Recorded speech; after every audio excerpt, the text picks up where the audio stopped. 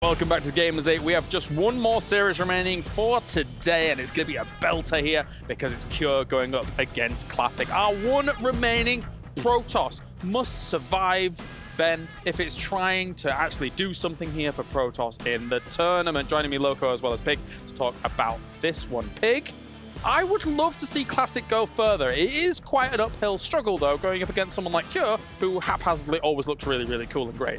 I mean, Classic is destroying this tournament. He's looking next level.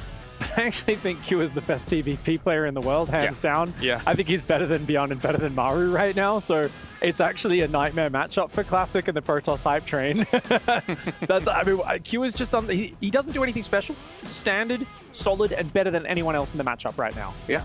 Cure didn't have the best road to the round of 8, right? So this is maybe something that people could put a little asterisk right next to. But the thing is, he hasn't actually played against the Protoss in this tournament.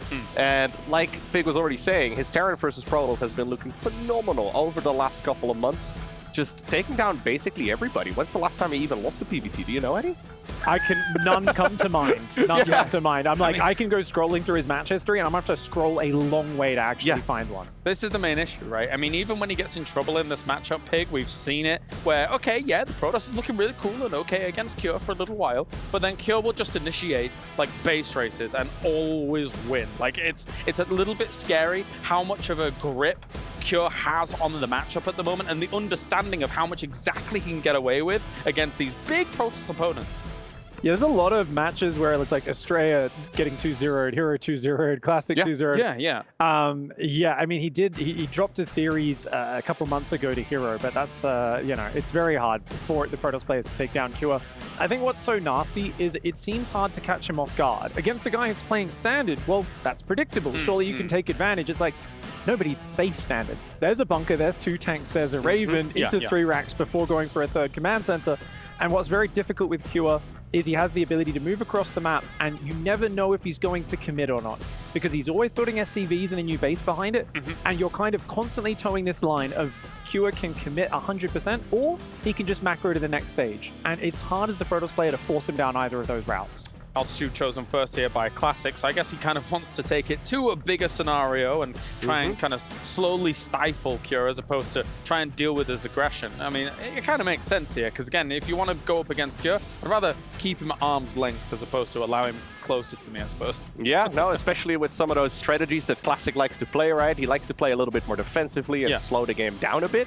He's one of the only 2 players here that has made it to the round of 8 without dropping a series. So he took down, just to clarify, Raynor, Bjorn, and Serral. That is quite a list of players to take down. So Classic is feeling good. I'm with you, though. It would be amazing to have a Protoss winning this entire tournament. Yeah. A big focus on Classic here, though, for the moment, as you say, like in terms of the Beyond 2-1. Obviously, that's quite the kind of victory here for Classic. But again, you beat Raynor and Serral. Yeah, it's a very different matchup, but that's no simple feat here by Classic. As you mentioned, Pig, he's like looking really good in the tournament as a whole. Yeah, even a few months ago, before he'd kind of powered up into his current state, he was giving Maru a real run for his money. But I wanted to touch a little bit more on altitude, because picking that first map, this is a map that is, in my mind, quite controversial. Protoss players love it because it's hard for the Terran push to get to you on the front. It's a big map. Yeah. Problem, the Terran's going to split their army up. They're going to drop your main while attacking your third. But the other Especially half, Cure, right? Especially Cure. He's going to do that fantastically. So I think the real challenge here is Classic cannot make errors defending those bases. He needs to keep his vision of the map. He needs to track the army. If he's out of position just once, things can start to fall apart very quickly on altitude. Well, before we actually get everything good to go on the stage here for the 2 players, let's do a little bit more of a deep dive for Protoss since, well, Classic's the only one remaining. So let's go. I think what makes Protoss stand out is that we have fewer units but stronger units. So you have to build up like a strong composition over time and then just win with that. Yeah.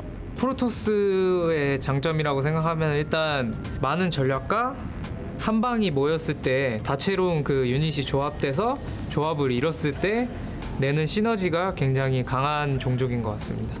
그냥 좀 뭔가 그래도 다른 종족에 비해서 화려한 그런 스킬들이나 좀 생김새가 좀 더 화려하고 보는 맛이 조금 더 있다고 생각하고 있어요. 원래는 안 그랬는데 저 그때 이제 게임을 하면서 스트레스를 너무 많이 받다 보니까 상대를 괴롭히는 데 중점을 두는 것 같아요. 그래서 좀 약간 이게 1대1 게임이다 보니까 상대를 조금 어떻게 하면 빡치게 할 수 있을까 화나게 할 수 있을까 이런 걸 중점으로 전략을 짜고 플레이를 하는 것 같아요.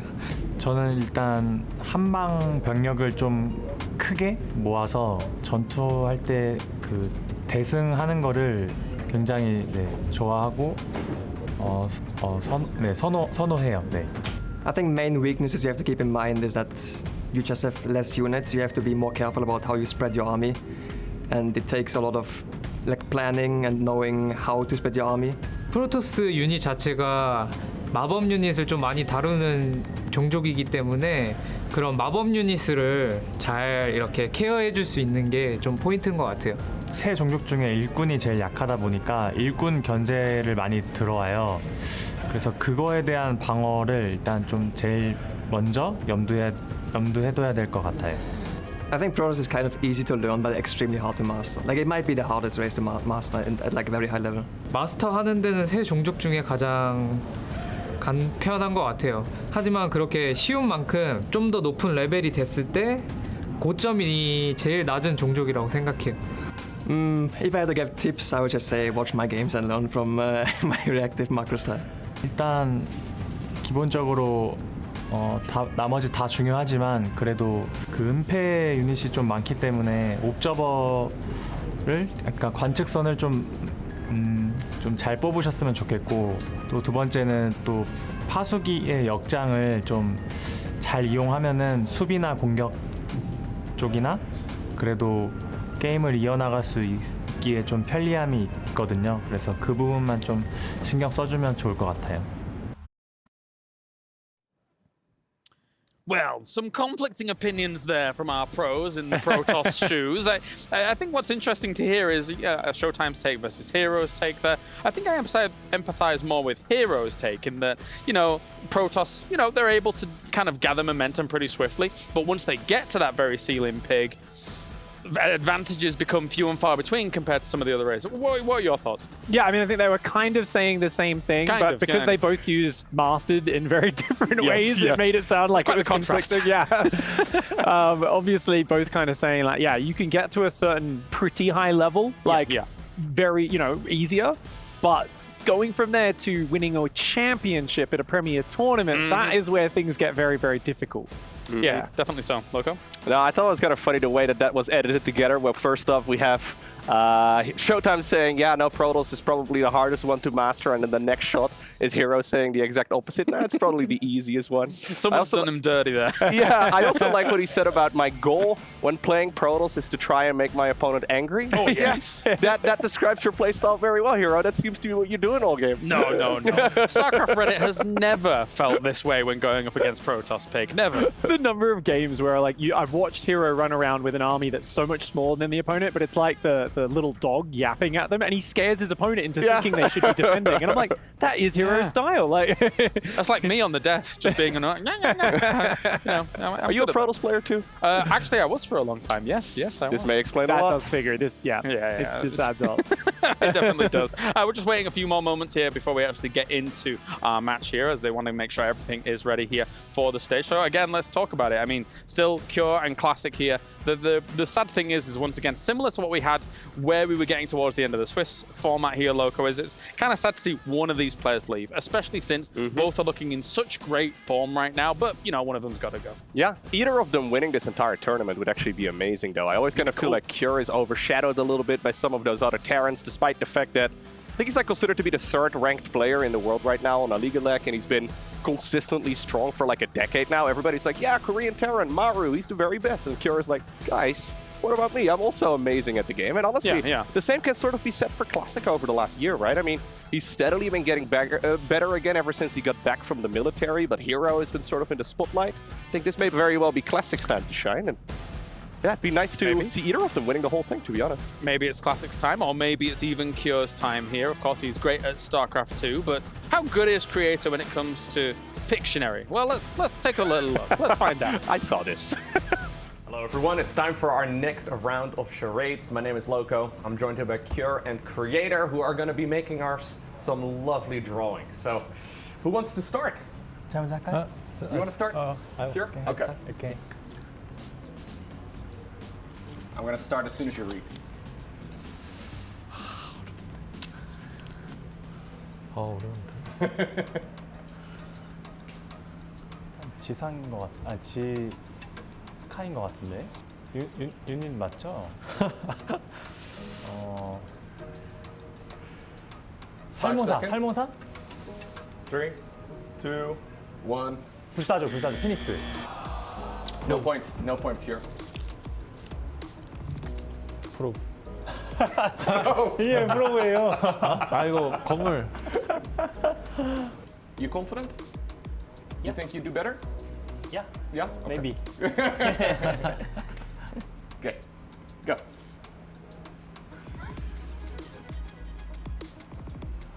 뭐라도 말을 해봐요. No talking, no talking. 셔틀? 빨리, more. 2, 빨리. 1. Yep, too late. 뭔데 이거? 템페스트. 오케이. 어렵네. 까비. Ready? 오케이. Go. 파이팅. 한번 맞춰보자. Right here. 캐리어.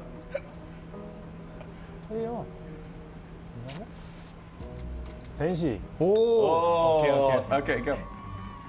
You make it so hard. 뮤탈리스크? No. 이건 좀 어렵다. 근데 다시 그래야겠다. 다시. 셔틀? 질럿? Yeah. Oof. Just on time.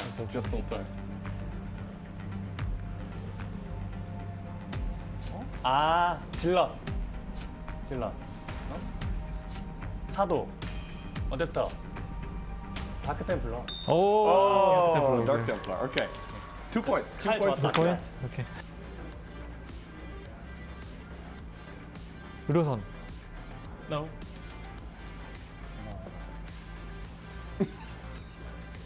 It's a Pokemon? 10 seconds? 스폰지밥? 크잖아. 크잖아. 배틀. No. Time's up. 너무 어렵다. 이거 뭔데? Thor? 토르? 맞아. 예스. Time is up. 야. 토르. So, Cure, you end up winning. Congratulations. Congratulations. GG. All right, so I guess there's one thing we learned today. Pro gamers are much better at playing games than they are at drawing. What was that? It was an experience. That was awful. I had to check my glasses. That was the worst drawing I've ever seen. Pig. I've never felt artistically gifted in my entire life until watching that. What was this zealot? It was wearing a dress. What was going on? Yeah, no, that was it was an Is this your experience. fault? I don't know. I was doing a couple other ones as well. I believe we've already aired a few of them too. One of them was Spirit versus Elaser, and they actually guessed it within like literally seconds. Like 5 seconds, he draws a blade, and it's clearly the Dark Templar weapon. He's like, Dark Templar, right away. And then for some reason, we start with like a stick figure, and then somehow it becomes like, I don't know, it looks like somebody wearing a dress, and then there's 2 sticks on the side of it, and it's a zealot. You're like, how did we get here? You're so animated in this as well. I love it. But like the probe was truly a Lovecraftian horror. Like, this was, The probe had wheels. I don't know why. You thought it was a mothership? I thought it was a mothership or something. Whatever that was. Great. Well, actually, I'm glad we caught that on camera because nobody will ever believe us. This is important, James. This tells us how much these players have sacrificed to become this good at StarCraft. Everything. What did it take? Everything. That was, yeah, well, you know, I didn't expect that today, but here we are. Okay, back on point, I guess. Cure versus Classic. Sorry, I'm just thinking about the Thor. The Thor was just amazing because it was really literally a rectangle with 2 smaller rectangles on the side of it. He's like, it's so obvious. Like the Tempest, I thought it was an assimilator. Like I don't know how you got the Tempest. It looked like some sort of structure for sure. Oh my days. All right, well, yeah, let's get back on point here. Classic versus Cure. you know what, right? Because Rotterdam did this whilst I wasn't here, whilst he commandeered my desk. Let's think about predictions here then, I suppose, between these two. Just my collar and get this ready. Pig, who do you think is going to take? I know everyone thinks probably Kura's going to absolutely smash this. Is that what you're leaning towards? I'm on the classic hype train. I think he's so good right now that he might be able to do it. He comes in as the underdog, but through the power of superstition and momentum, and, you know, the whole Protoss community wanting him to succeed, I feel he's actually got a higher chance of winning just because of all of that momentum. So the will of Aya, yes. And maybe he's slightly better at drawing than Cure. We'll see. Loco, what about you? Who do you think? Yeah, I would love it if Classic ends up winning this, just because, well, Protoss, we've talked about it already, right? They haven't been winning that many tournaments, I guess, until today with MC taking down the Legends event, but I think it's gonna be Cure. I think it's going to be like a 3-1 win. Okay. Well, I'm getting word that we still have a little longer to go. Does anybody have any things else that they want to talk about when it comes to this matchup? I mean, honestly, just thinking about Kua, he's a GSL champion. Yeah, he has won a few tournaments. I think out there is a different timeline. One where Maru is, I don't know, a farmer or something. Okay, we're getting abstract. Okay, go on. If it wasn't for Maru, I'm telling you, he'd be like a 6-time GSL winner himself. He would have dominated the last few years. You know what, actually, what you're saying is probably quite relevant, yeah? Because, I mean, if you think about even just this recent GSL, he was looking great versus, of all people, Maru, and then eventually kind of gets swept aside and bopped. So, yeah, it probably kind of lost quite a few series to him during all of that. Classic, of course, also a very successful player, right? I mean, he's been back for about a year right now from the military, I would say, maybe even a little bit longer than that. And then before that, we didn't see him for like a year and a half, maybe even 2 years. But he's won GSL Codesses. He's won incredibly many tournaments, too. I just looked up 9 years ago, like 10 years ago. He was winning then. He was winning 5 years ago. 2014, apparently, he won the Codess here. Yeah. He's got $500,000 in prize money. And he will always have fan support because he is the man who was the exterminator of the Swarm host Nidus infestation in BlizzCon 2018. Yes, Rogue was ruining that tournament for everyone. And Classic came and got him with the Blink Dark Templar. And it was, everyone was like, oh gosh, thank God, we've seen way too many Nidus Swarm hosts this tournament already. So people are forever thankful to Classic for that. No, definitely. I mean, it was quite the spectacle. Of course, I think back to like the Intel Extreme Masters he won way back when as well. And, you know, actually, now that I think about it, Classic is the guy here on this stage right now that has won tournaments most in the past, I guess, if you want to phrase it that way. So quite impressive to say the least. And again, he's flying the flag here for Protoss, where we don't generally have many. We actually thought it was going to be other Protoss to really carry the flag. Even though Classic's great, we thought maybe Hero, or even to a degree Creator, when he got so close to defeating Serral at the beginning of this tournament, were going to be the ones. But no, it's Classic. Yeah, Classic actually plays the game also a little bit differently, right? He seems to play this a little bit more defensively, where, for example, somebody like Hero, I mean, apparently, according to the interview we just saw, his goal is to just anger the opponent. He just goes for a lot of stalkers and he just throws a lot of stuff in the opponent's face, and he tries to win by microing incredibly well. We see somebody like Classic play usually a little bit more defensively, right? A lot more Phoenix into Colossus, a lot more laid back, a lot more macro focus. So yeah, I think that's the Classic we're going to see here as well. I'm just a little afraid that Cure is going to just tear him apart with non-stop aggression, right? Like splitting up his army. Like you already talked about it, but splitting up his army in multiple areas and just doing that split push aggression. Final thought, Pig? Classic believes the way to victory right now is in the defense, in turtling up and defending everything that comes his way. The question is whether he can pull it off or not against Cure. All right, let's get to it here. We've seen many things during this segment. Some we wish we'd not seen, but I think for this series, I certainly want to see it. Let's do it. It's Cure going up against Classic.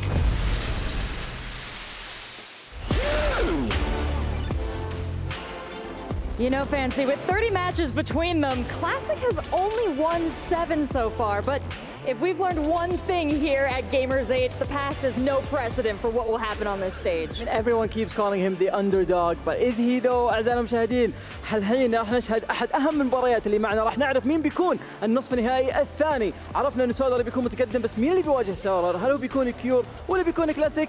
هذا الشيء راح نشهده الآن على المسرح، خصوصا المباراة هذه بتكون مميزة لأنه كيور إلى الآن ما واجه ولا بروتوس بلاير ولا مرة.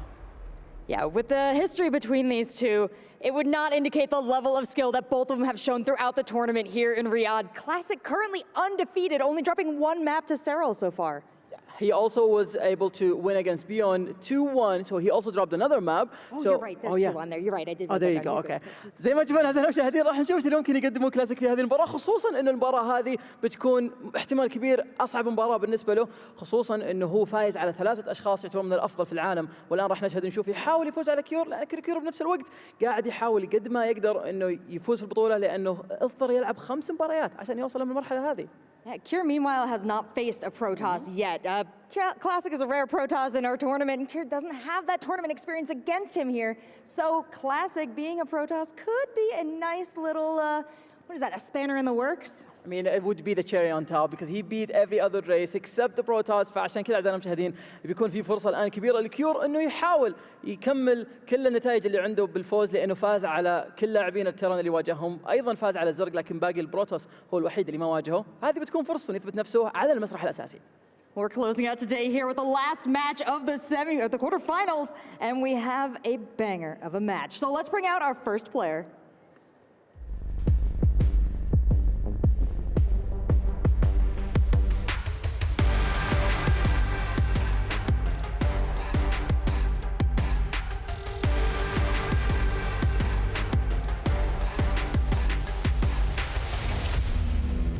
Playing for Abydos, Cure!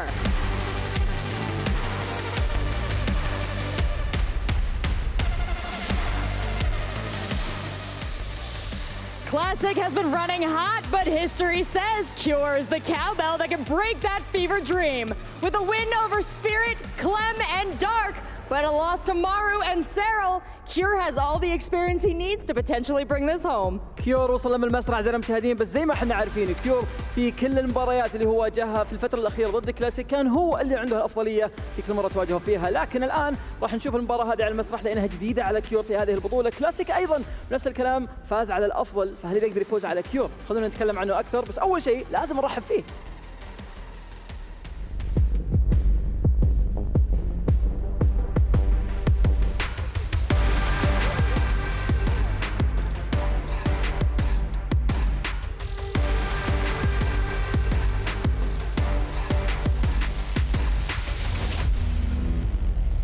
ممثل فريق تويستد مايندز كلاسيك.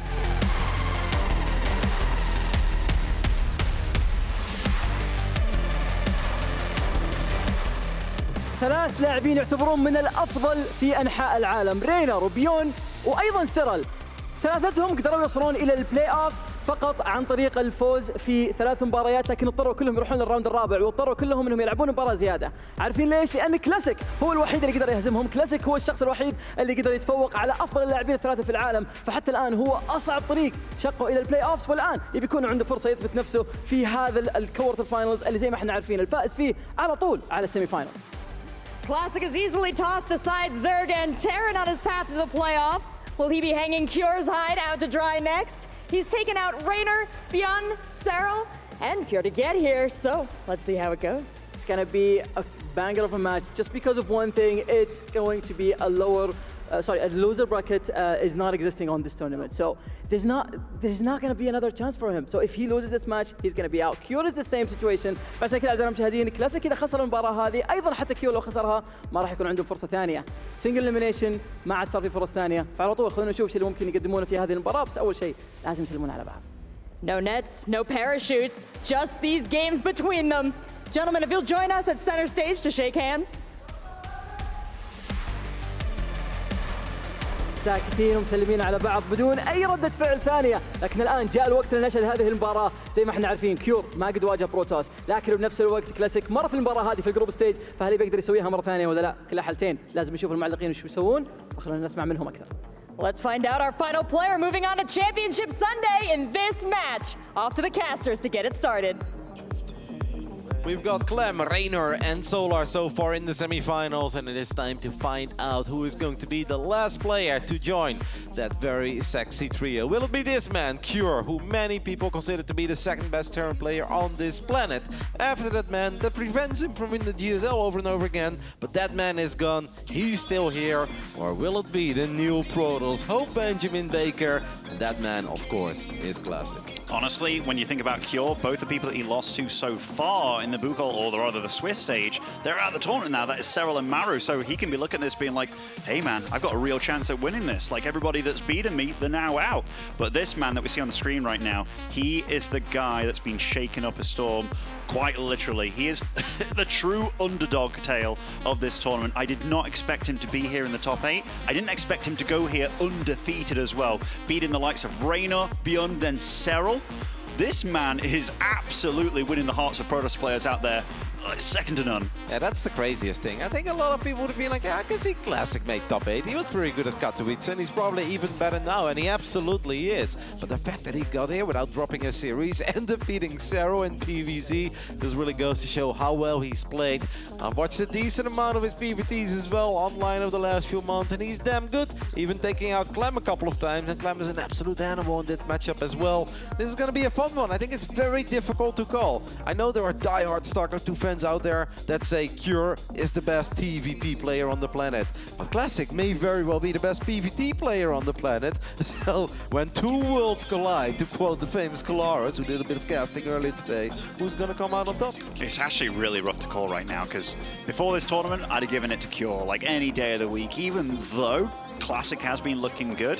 Whatever he's been eating this tournament, he's just leveled up. And a lot of the players backstage, like when you talk to the likes of Clem and stuff, it's like, Classic's actually scary, man. Like, he's playing smart. And like Reynor, obviously being Reynor, he's like, man, he really does play smart, man. Like, the way that he's playing, it's how I play Protoss, you know? That's obviously Reynor bigging up himself as well. But Classic, he really does play smart. Like, some of the things that he's been pulling out where it's like, hey, man, I'm going to go 5 Robo Disruptor from here on out. When you get to kill those one big army, he gets to reinforce very quickly. And it's not just that, it's also just the defensive play, a lot of cannons and batteries and the insane amount of probes. No longer staying on 60-something workers. No, this man goes all the way. Can he be the Protoss that sneaks into the top 4 of this tournament? In the bottom left side, representing his new team, Twisted Minds. It's our Korean Protoss Classic. And spawning over in the top right, representing Abydos Gaming, it is Cure. What a pickup for Twisted Minds, by the way. It's like Classic qualified for this event, and then it's like gets picked up by a team immediately into the top 8, providing Twisted Minds with a lot more points here. Very, very valuable points at that. It's a hot pickup. It's a hot pickup, quite literally, quite literally. Altitude to start things off here. One of the maps that we tend to see a lot less, but when it comes to the best of 5s, you only get 1 veto. And the fact that Cure let this one through, I mean, he is very good at that Poltesk style of having 2 squads out on the map, dealing damage here and there. So maybe not too much of a stranger to larger maps like this, where he really gets to utilize his strength and mobility. It does feel that Classic should play Phoenix here, right? When it's such a large map, Phoenix, one of the fastest units in the game, so good at controlling the pace of a game, obviously good in shutting down medevac aggression, and it's very annoying for Terran to play against Protoss on a large map if they have a bunch of Phoenixes flying around, because then Terran players need to do what they don't really enjoy, and that is just sit at home, macro up, and kind of rely on one big push. A lot of them love to be active. That's something that's very difficult if a map is this large. Now, there is obviously a chance that Classic says, nope, I don't want to do that. I'm just going to go ahead and play some Twilight Council. And then Cure obviously could use the fact that this is such a big map with a lot of airspace as well to his own advantage and start flexing some of that macro multitasking muscle that we know he absolutely possesses. No Worker Scout from either one of them, so both playing in the dark very much so right now. And Cure even going for the Marine Expand, which is kind of a greedy, risky build. If he was against any sort of gateway on the map, he would be in a lot of trouble, as you see that he is scouting around for any of those shenanigans just to see what's up. We'll be following up with a factory and reactor on his side of things. So, do you think this is going to be potentially for Hellions or just whipping out Marines and what have you? That could very well be the case, and it's actually a bit crazy what Classic is doing as well. It's a depth into Sentry, right? A depth into Sentry would not be very good against multiple Reapers and Hellions, for instance, which is something that some Terran players absolutely love to do. Classic would really be in a bit of trouble against that, because he doesn't have a shield battery yet. Even that pilot in his natural, I think he's in a somewhat odd spot. You don't really see that very often, and he is going to play Twilight Council here. So there's a good chance that we are going to see Cure have a lot of fun with medevacs this time around, as Classic is adept, makes it to the other side of the map. He's going to try to get a bit of a scout off. He obviously hasn't seen a Reaper yet, and that in and by itself is a scout for Classic, where he's like, oh, okay, cool, you don't have a Reaper? He's going to see a couple Marines, going to see a couple Hellions. And I think at this point, he knows there's a good chance that Cure is going to try to do something in his main base around the 4 or 5 minute mark. Both just setting up very macro-based at the moment, you know. We have 2 extra gates going up for Classic. This kind of spells to me that, hey, going up for a very solid 3-base situation where you get the blink out, it could be add a little bit of pressure, do that kind of stuff. Cure on the other side of things, getting a medevac out. He's already got quite a few Marines here. Does have a Widowmine on his side of things. As to what he's going to do with all of this just yet and what he's going to do with it, looks like he's setting up for maybe a little bit of a Marine drop here to get things going. And before we focus on that Marine drop, I love these cameras, by the way, because I saw you and Clem thoroughly analyzing the mousepad that Cure is using. Oh, yeah, that is a cheeky, a little bit of a weeb mousepad over there, isn't it? We have one of the pros getting picked up. That's obviously a big pickup already for Cure, because that means that Classic is probably going to float some resources where he's not able to spend that money. But it's more important that Classic somehow picks up on this medevac that's heading towards his main base. These Marines, of course, don't have stim or combat shield, but 7 Marines can still pack a punch if your units are not in the correct position. That's why the Stalkers are going to try to make their way over. You have to be a bit careful here if you're Cure as well, because if these Stalkers get closer to your medevac, they could very well get enough shots off to take it out. That's not the case. We do have that one Hellion. Already did a great job, by the way, earlier in denying that Nexus, because look at this, Classic now still did not warp in a Nexus, and he actually ends up losing a couple of probes against his Hellion. It's actually amazing for Cure. Like, even the trade of 2 Marines, a Hellion for 3 probes at this point, also getting this big scout so he knows he's up against the Stalkers. I don't think he committed to the Widowmine stuff either. Like, is this his 2nd tank on the go? I mean, his defense is looking pretty solid. Okay, it's going to be his 1st tank, but still, he's not been skipping a beat. And he's got good info to work with in Classic. He's on his side of the map. What's he going to do from here? Well, apparently drop a Templar Archives, man. A 2-base Templar Archives before the Nexus. So we've got a Robo, a Twilight Council, and a Templar Archives, all of 2 bases. This is something that would make some sense to me on a very tiny map, right? Especially in that previous map pool that we had. I felt like we had a few very small maps, so I was like, okay, I get it. It's just too scary to go up to 3 bases very early on. Terran pushes can arrive quickly. Classic is not playing an economic build here at all, so that's kind of the opposite of what we were talking before this series started, right? Where we're like, Classic likes to get a lot of workers, a lot of bases, just play very defensive. I guess this is defensive, but it also feels to me that he's putting himself in a pretty awkward spot here. A really awkward spot. I mean, it feels like he thinks that he's going to have to deflect a big 2-base push. Yeah. And looking at it, that probably is what's going to happen. I mean, that is a very orthodox play style. Cure, on his side of things, saw a lot of Stalkers, but they haven't been on his side of the map yet. I mean, honestly, they're both obviously mind-gaming one another quite a lot here. And I think they're also just showing a lot of respect to one another. Right? They're not trying to be too greedy. A couple of auto turrets are going to go down. The double auto turret drop will pick off the sentry. It's kind of nice, but still 2 auto turrets, right? The Raven is expensive. That's not necessarily the end of the world for Classic. If he really wants to have a Guardian Shield, you can always walk in another sentry. 8 gateways he's going up to, man. And I mean, his probe count, it's decent, obviously, but 8 gateways to work with. This is very much like the olden days where it's like Protosses chose to go either the Colossus tech or it's like, yo, man, I'm going to go lots of charge, lots of blink, high Templars. Now we have a missile turret going down as well, because Cure, I think, is a tiny bit worried about some DTs down the line, or just a War Prism with a couple Zealots or High Templars sneaking into his main base, because that is obviously a very anti-War Prism kind of missile turret.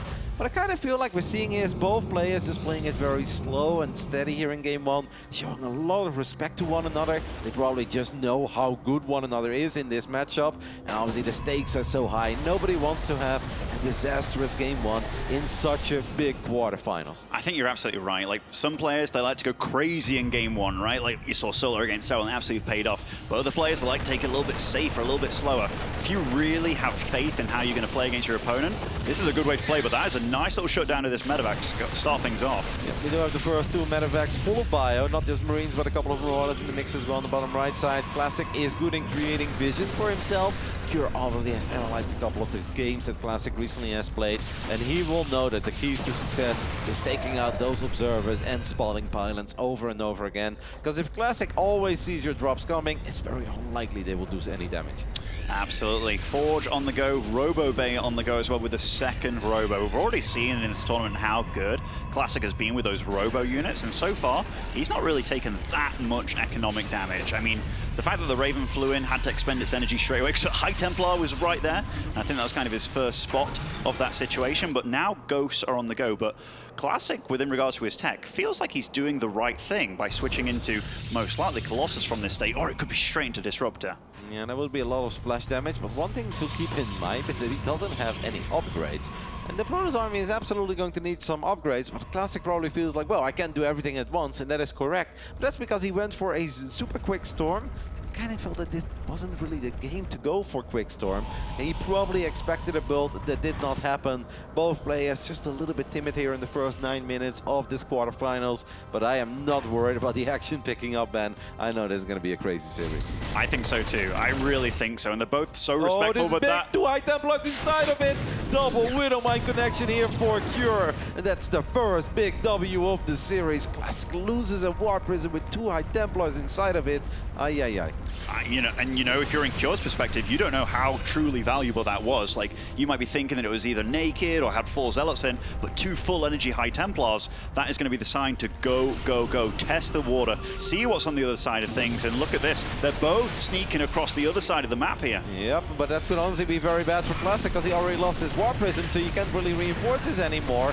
Rico is probably not going to cover the entire army. Now Classic does get on top of these tanks very quickly, and Cure actually turns around. I feel like he's showing a lot of respect there, because what would Classic really have at home? I actually think if Cure would have just gone for the natural, Classic would have been in all sorts of trouble. I mean, he is losing a lot in this retreat. Those Immortals are a big juicy target down there, and all the Stalkers as well. Oh my goodness, this went from bad to worse for Classic. And even this Immortal, if he gets out of there with that, he can count himself a little bit lucky. Back at home, at least, he has been pumping out these Colossus. So, it's not dead in the water, but he has to respect that freaking Raven. Yeah, is that a full energy Raven? Yeah, it absolutely is. Yeah, 200 energy on that Raven. That Archon could actually be in a bit of trouble as well. 5 ghosts already for Cure. Well, obviously started ghost production very early. He's going to drop a couple of EMPs on the Archon. Classic really needs these Colossus to show up. Anti-armor missile is going to land. One interference matrix will land as well. And he can be very, very grateful that these Giraffes showed up in time. They don't quite have extended turbulence yet. It's seconds away from finishing up then with a bit of micro and especially the immediate reinforcements. I want to say Classic should be fine. Cure's stimming a lot here, Ben. He's stimming a lot, but he has a lot of army reinforcing here. And if he can keep these units alive, but he needs something to deal with these Colossus at the back here. The Raven's gone. It's obviously not got any energy left, or it's died on the field in this mayhem. But the upgrades are seriously lacking for Classic, something you brought up earlier. Yep, I think Cure is probably going to regret that anti-armor missile a little bit, because if he would have used that energy on double interference matrix, the rest of the army of Classic was very underwhelming at that point. Maybe had 1 or 2 storms to work with, but the ghost count was high, so it was kind of unfortunate for Cure that he saw an army. He's like, oh, I think I can win this fight. Drops an anti-armor missile, and right when he activated that spell, he's like, oh, 2 Colossi show up. He disabled one of them, but even that single Colossus was able to get quite a few shots up, and that is what allowed Classic to stabilize there. The supply a little bit deceiving, obviously, as Classic is on 4 bases, but his army right now is very hard to engage with what Cure has, and you see this. He's starting to do what he does very well, very reminiscent of Polt in the olden days. He's got an army on the left side of the map, going into the main base here, will find 2 High Templars, very quick to react with Classic though. Yep, double storm, gonna try to save that Archon, that's obviously not going to work. Classic goes for the Rico, 1 Colossus very exposed, and Cure does not say no to donations. Gets on top of it immediately, only loses the empty medevac as well. I actually feel that went incredibly good for Cure. He gets a Colossus, he gets a couple of the High Templars, takes out a battery as well, which will make the next drop even more deadly. Throws down a scan, sees 2 disruptors at the Zelnaga Watchtower, but Classic is paying attention to. He certainly is, and this army's so hard to engage, man. This is what Classic's done well, because I mean, this game, I don't feel like anything's gone extremely well for Classic, but his supply says otherwise. He's starting to catch up in the upgrades now, +2, +1 is about to hit. 3rd Robo coming online as well, and so far he's starting to deflect a lot of these attacks. I'm starting to have a lot of hope for Classic in this game. Yep, this is going quite well. He's still a bit in trouble though when it comes to the upgrades, right? Sure, the +2 and 1 are about to finish up, but even then he's behind an upgrade. Nice EMP there by Cure. He's gonna go for it, gets on top of a couple of the disruptors, but one of the Novas in the end does connect. There is splash damage for days on the side of Classic. You're definitely spot on when it feels that not a whole lot of things went well for Classic, but then you look at everything that he's got going for himself, you're like, oh, triple Robo, double Forge, High Templars with Storm, and now he's on the other side of the map, and all of a sudden you feel maybe a few things did go quite well for him. I mean, also, Cure didn't really get the damage done that he was looking for with any of this, right? Like, Classic was very quick to react. +3, +2 starts up from now. He's not missing a beat on those upgrades from this point on. 3 disruptors at a time as well. No recall available, but there will be a couple of Zealots popped in. That pylon gets denied though, but Classic's main army, or at least a part of the main army, is here to deflect this army as well, push it all the way back. And Curious is gonna have to go home packing. Did start up +3 for the bio unit, not +3 army yet.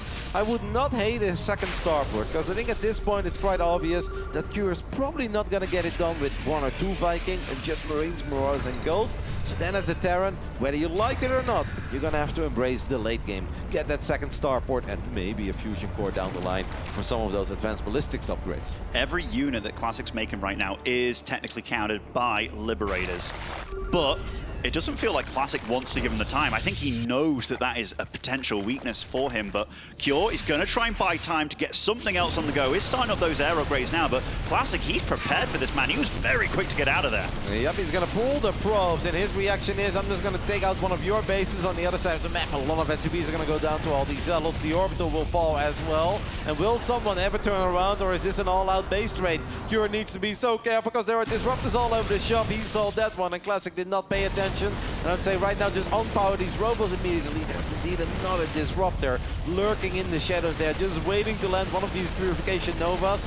Cure has a 26 army supply lead, and a Colossus, or 2 Colossi even, go down in the picture-in-picture from the bottom right side. That was sloppy on the side of Classic. That was sloppy, because that's like the one thing that Cure couldn't kill. Now he's left with a fairly brittle army here. Like, if you get a big surround on that, it's gonna fall pretty damn fast with the EMPs, and maybe some Liberators can sneak out as well, but the firepower left over in both these armies is still pretty damn big. Super unfortunate, because Cure is +3 finished up, like seconds before that eBay potentially could have gone down. Meanwhile, the Forge gets unpowered in the main base of Classic, so Classic is 7 seconds away from getting +2 on all these units we are currently looking at. He is, however, of course, on top of the production of Cure, but so is Cure on top of the production of Classic. But +3 bio against +1 armored Protoss units, man. I mean, we might be left in a situation here, Kev, where the only bases left on the map are those 2 bases left in the top left for both of them, which is so damn weird. Static defense is starting to be made by both of them over there, realizing how dire the situation is. And honestly, taking out these 2 PFs, it will be a little bit tricky if that one can get up, but looks like it will be denied for Classic, and that is nice for him. And the last Bastion over here getting shut down by the Protoss player. Yep, but Cure does have a whole bunch of floating buildings in the bottom right side. Can we take a look? Is there a single orbital left? Does he have enough money? He has plenty of money. Only 2 SCVs. I'd kind of like to see where those 2 SCVs are at. One bad boy SCV on the map somewhere, and it's got a big job in its hands. No CC. That is the last remainder of hope to rebuild for Cure in this game, and look at Classic. That's a very important one, right? Because if you can rebuild, you can always eventually force your opponent to move out. If he would lose an SCV, you could never rebuild. Then you're forced to attack into a ramp. Couple of Novas fly forward. The first one somehow doesn't go off. I cannot believe what I just saw, Ben. I cannot either, Kev. There is a shield battery overcharge in the back here. Remember, Cure is totally blind. He has no scans left. He has to be so careful about his attack. I think so good. Classic's out of Storm. He's out of AoE. What's he going to do against his army? I mean, shield battery overcharge is a blessing, but oh my goodness, the firepower of Cure, the brute force of Cure, moving up that ramp, and Classic knows it. Cure, oh, beyond all hope here, moving up that ramp and doing it. GG. Wow, can you believe what we just saw? Cure goes up a ramp, drops a couple of very big EMPs, runs into all these batteries. I don't even know how those disruptors didn't go off. I almost thought that was the moment where Terran players give up and the Nova explodes. You're like, that's it, right? That's the GG. He guns them down. That Archon was stuck, didn't get a single shot up. And Classic, looking at that final fight, Ben, will be kicking himself for losing those 2 Colossi in the main base against, what was that, 2-3 Marauders stimming forward. If he has 2 Colossus there is a 0% chance Cure can get away with that. There was even a moment where the Liberators sieged up and like the SCVs were hugging the Disruptors and got 2 kills on Disruptors. I mean, there was a lot of moments, right? But I love Cure's goal, man. The fact that he knows he has to win right here, right now. And it doesn't matter what is up that ramp, he just has to go.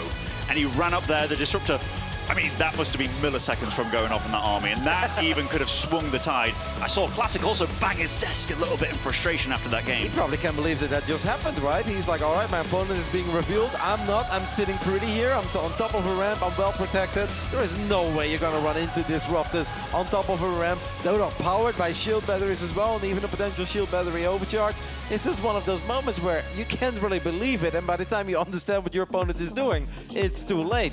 I know we're nominating stuff, Ben, behind the scenes. That, for me, is the play of the day. I don't care all these other great plays we've had. That was an amazing, decisive move by Cure. Absolutely, and remember, he was so damn blind going for it. A few things did go really wrong for Classic this game, just like that War Prism drop, and the fact that he got himself into a really good situation. I mean, this was terrible as well. Everything we're looking at is like, these are chaos highlights, you know? And somehow Classic was in a phenomenal position later on. Yeah, if you see the highlights of the first 9 minutes, you're like, all right, that was game, right? No, that wasn't game. And if anything, at one point, it started to look really good for Classic. But this is not something that's a coincidence anymore. Classic does this time and time again.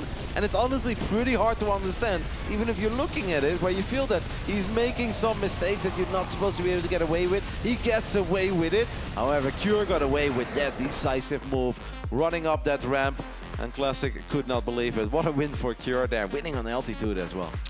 That's a big point you make. Altitude, probably the worst map he could have played in the pool, or that was left over against the likes of Classic. And yeah, man, what a game. Like, I'm very impressed with both of them. I'm impressed by Classic's brain. He's basically the brain toss at this point, the way that he's playing. It's just smart, cool, calculated. Even when things go wrong, it seems like everything else is going right. And the fact that he did the Colossus transition like he did against the Ghosts and stuff, it was just a cool way of approaching the Storm into Robotech, you know? What's very cool as well is that he doesn't need to be 15 workers ahead to apparently be comfortable against the race that he's playing against. And I find it fascinating, but we have some other fascinating stuff happening over here, Benjamin, as the boys are leaving town, and we're going to talk about that soon. In the bottom right side of Grasban, we are looking at the main base of the Korean Terran, who has taken the 1-0 lead here in our final quarterfinal of the day. This is Abydos Cure. Once upon a time, one of the greatest pros in the world, and honestly, he's returning to clear form here. It is the Red Protoss, it is Classic. Double barracks Marauder. Is it 2 Marines that are out in the field? Wow, okay. We don't have Marines yet, but we're definitely going to get a couple of Marauders or Reapers, man. The SCVs are leaving town. The SCVs have left town, and they're pretty damn close. And I mean, maybe this was signaled by the fact that neither one of them scouted in the first game and thinking, you didn't scout, maybe I can get away with something like this. And honestly, I like this kind of play, especially when you're 1-0 up, just throwing it out there, hoping to get some cheeky advantage early on. Doesn't mean the game's over by any means, because Classic has scouted this game with a probe, and upon that probe arriving, he's going to realize something is up. Cure did this a couple of times, I believe, at the Intel Extreme Masters Katowice not too long ago. And they actually found a lot of success with it. The best case scenario for some of the Protoss players was like, well, I'll make a Stargate, I got a Void Ray out, but if you lose your Nexus, you're not in a good spot, right? Then you're one base Protoss with a Void Ray. That sounds like the start of a horror movie for every Protoss player out there. You just don't want to be that guy. We are going to have a couple of tech labs. We do have Marauders on the production tab. And this is just one of these builds that Classic, ideally, I think you would have had a Zealot. If you don't have a Zealot and you want to defend your low ground, he needs to build a pylon. Oh man, his pylon is in an awkward spot. That actually means that his battery, if he wants to get a battery in a natural, is going to be in a very uncomfortable spot as well. I actually don't like this for Classic, because I kind of feel like if this is happening, Ben, you need to be ready before it's even there. Absolutely, like that pylon being there. I kind of wanted it like on the high ground, or, you know, to the north somewhere. So his units that do come down that ramp, at least they're going to be sort of safe. And how do you defend that? Like, your units are going to come down from the ramp, and they're going to have to pass the Nexus to get in range of the shield battery. And that shield battery is probably not going to finish up. That first Stalker could already get tagged here. You're going to have to give up on the low ground here, I believe, or pull a redunculous amount of probes. But Cure is going to see that shield battery. He's going to drop a couple of bunkers here as well. That shield battery is so far away from the units that Classic is going to produce out of his one gateway. And Conquers of Shell, look at this. It's a few seconds away from being completed. I mean, Classic's doing everything that he can to slow this down. And actually, he does get to that shield battery. I think Cure made a bit of an error there by focusing the Nexus first and not the shield battery. But still, this is rough. These Marauders can potentially run forward and snipe that, but Classic's doing a really good job of barricading that shield battery. And preventing that bunker from going up. Yeah, so far it's absolutely perfect, but the Marauder count is still going up. And at a certain point, the Marauder count is just too damn high that not even a single shield battery can save you. Do not count Cure out just yet. Cure could have done better, but he ain't done yet, Benjamin. And now he's gonna go for, he can go for the battery. He could go for the battery, and he doesn't want to go for the battery. He goes for the Stalkers instead. Loses another Marauder, so that's -2 Marauders. That's starting to add up. Some sick crisis management out of Classic over here, and I mean, adding more batteries and what have you. Now we need to pull probes immediately, Classic, because if you don't pull probes, the Marauders are just going to gun down all your Stalkers, and he knows it. He's going to fight very far out. This is going to be a very silly fight, where obviously the Marauders have the micro advantage. Can they tag one more Stalker? They cannot, but at this point, Warp Gate is done, so it's going to be a bit easier for Classic, but he needs to make sure that he protects the Stalker. Oh, One Stalker is derping in the back. 2 Stalkers go down immediately, and that one just showed up a little bit too late. It feels that Classic thought Cure was done, but Cure wasn't done. Oh my goodness, he just had enough Marauders to take these bad boys out, and look at Classic's face. And yet again, such a close game in the first one, and then the second one, you see it in his face. He does not like this situation whatsoever, and Cure moves up this ramp, realizing, I've done it here. And now he's just gonna reap in the glory. Probes being pulled, 1 Stalker. This just is not it. It's an unfair fight, and Classic knows it. It's just sinking in at this point. There is nothing he can do to save these Stalkers. They will just get tagged over and over and over again. GG gets called. Cure smiling a little there, getting the cheeky 2-0 lead. It felt that Classic did so many things right, but it almost just felt to him, it's like, all right, that's it.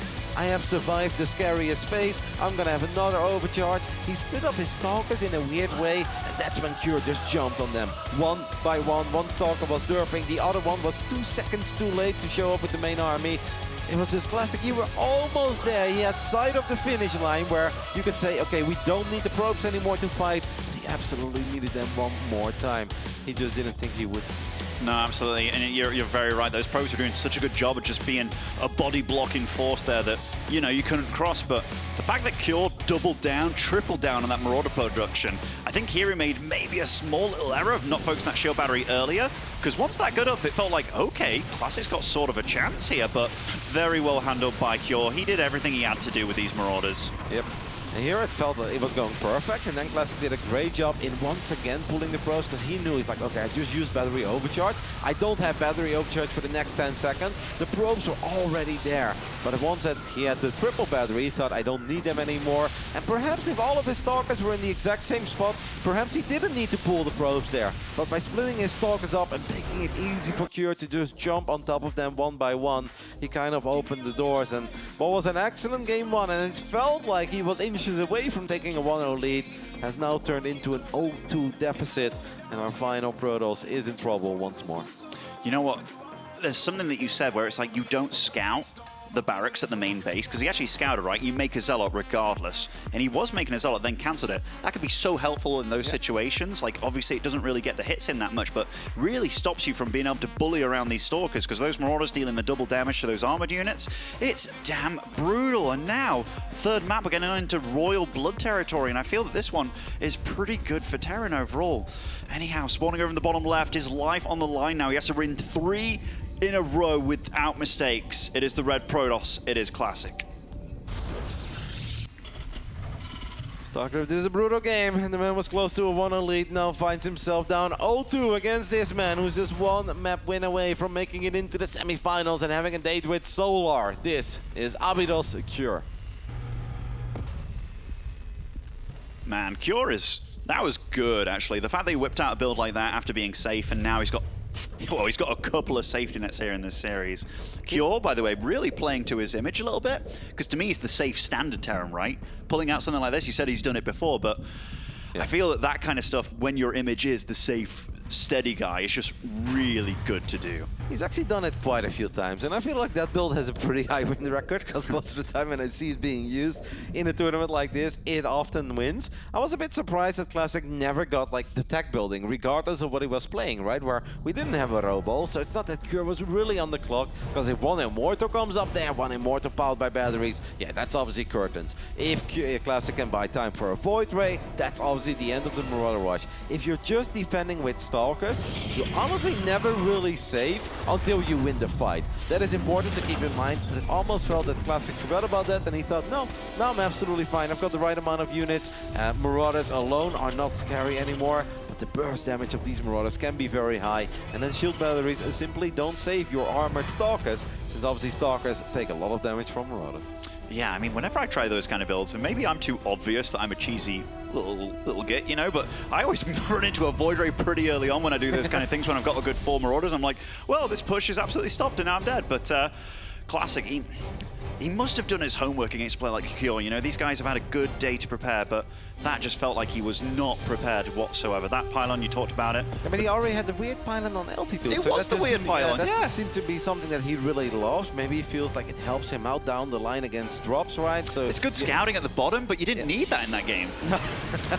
You didn't. And to be honest, not even really in the first game either. But Classic loves it, and the man has found a lot of success over the last few months, so he knows what he's doing. It's a rough series so far, but I'm not counting him out, because in that first game, you said it, in the first 8 minutes, it felt that everything could have gone wrong, went wrong, and yet he got so close to winning. And if he was a bit more cautious in the main base of Pure, there's a good chance he would have won that game. So why wouldn't he be able to win 3 games in a row? Absolutely, and this is a far more standard build out of Cure here. He's got the Reaper, got the Hellion. In fact, I think he's got 2 Reapers over there on the front, so they're going to run into the main base. Nice positioning by Classic. Will shut that down very quickly. I think he also skimped on a shield battery in the main base. Absolutely the right call in this situation. Cure does get a scout, does have this Hellion in the natural, but there is a shield battery there.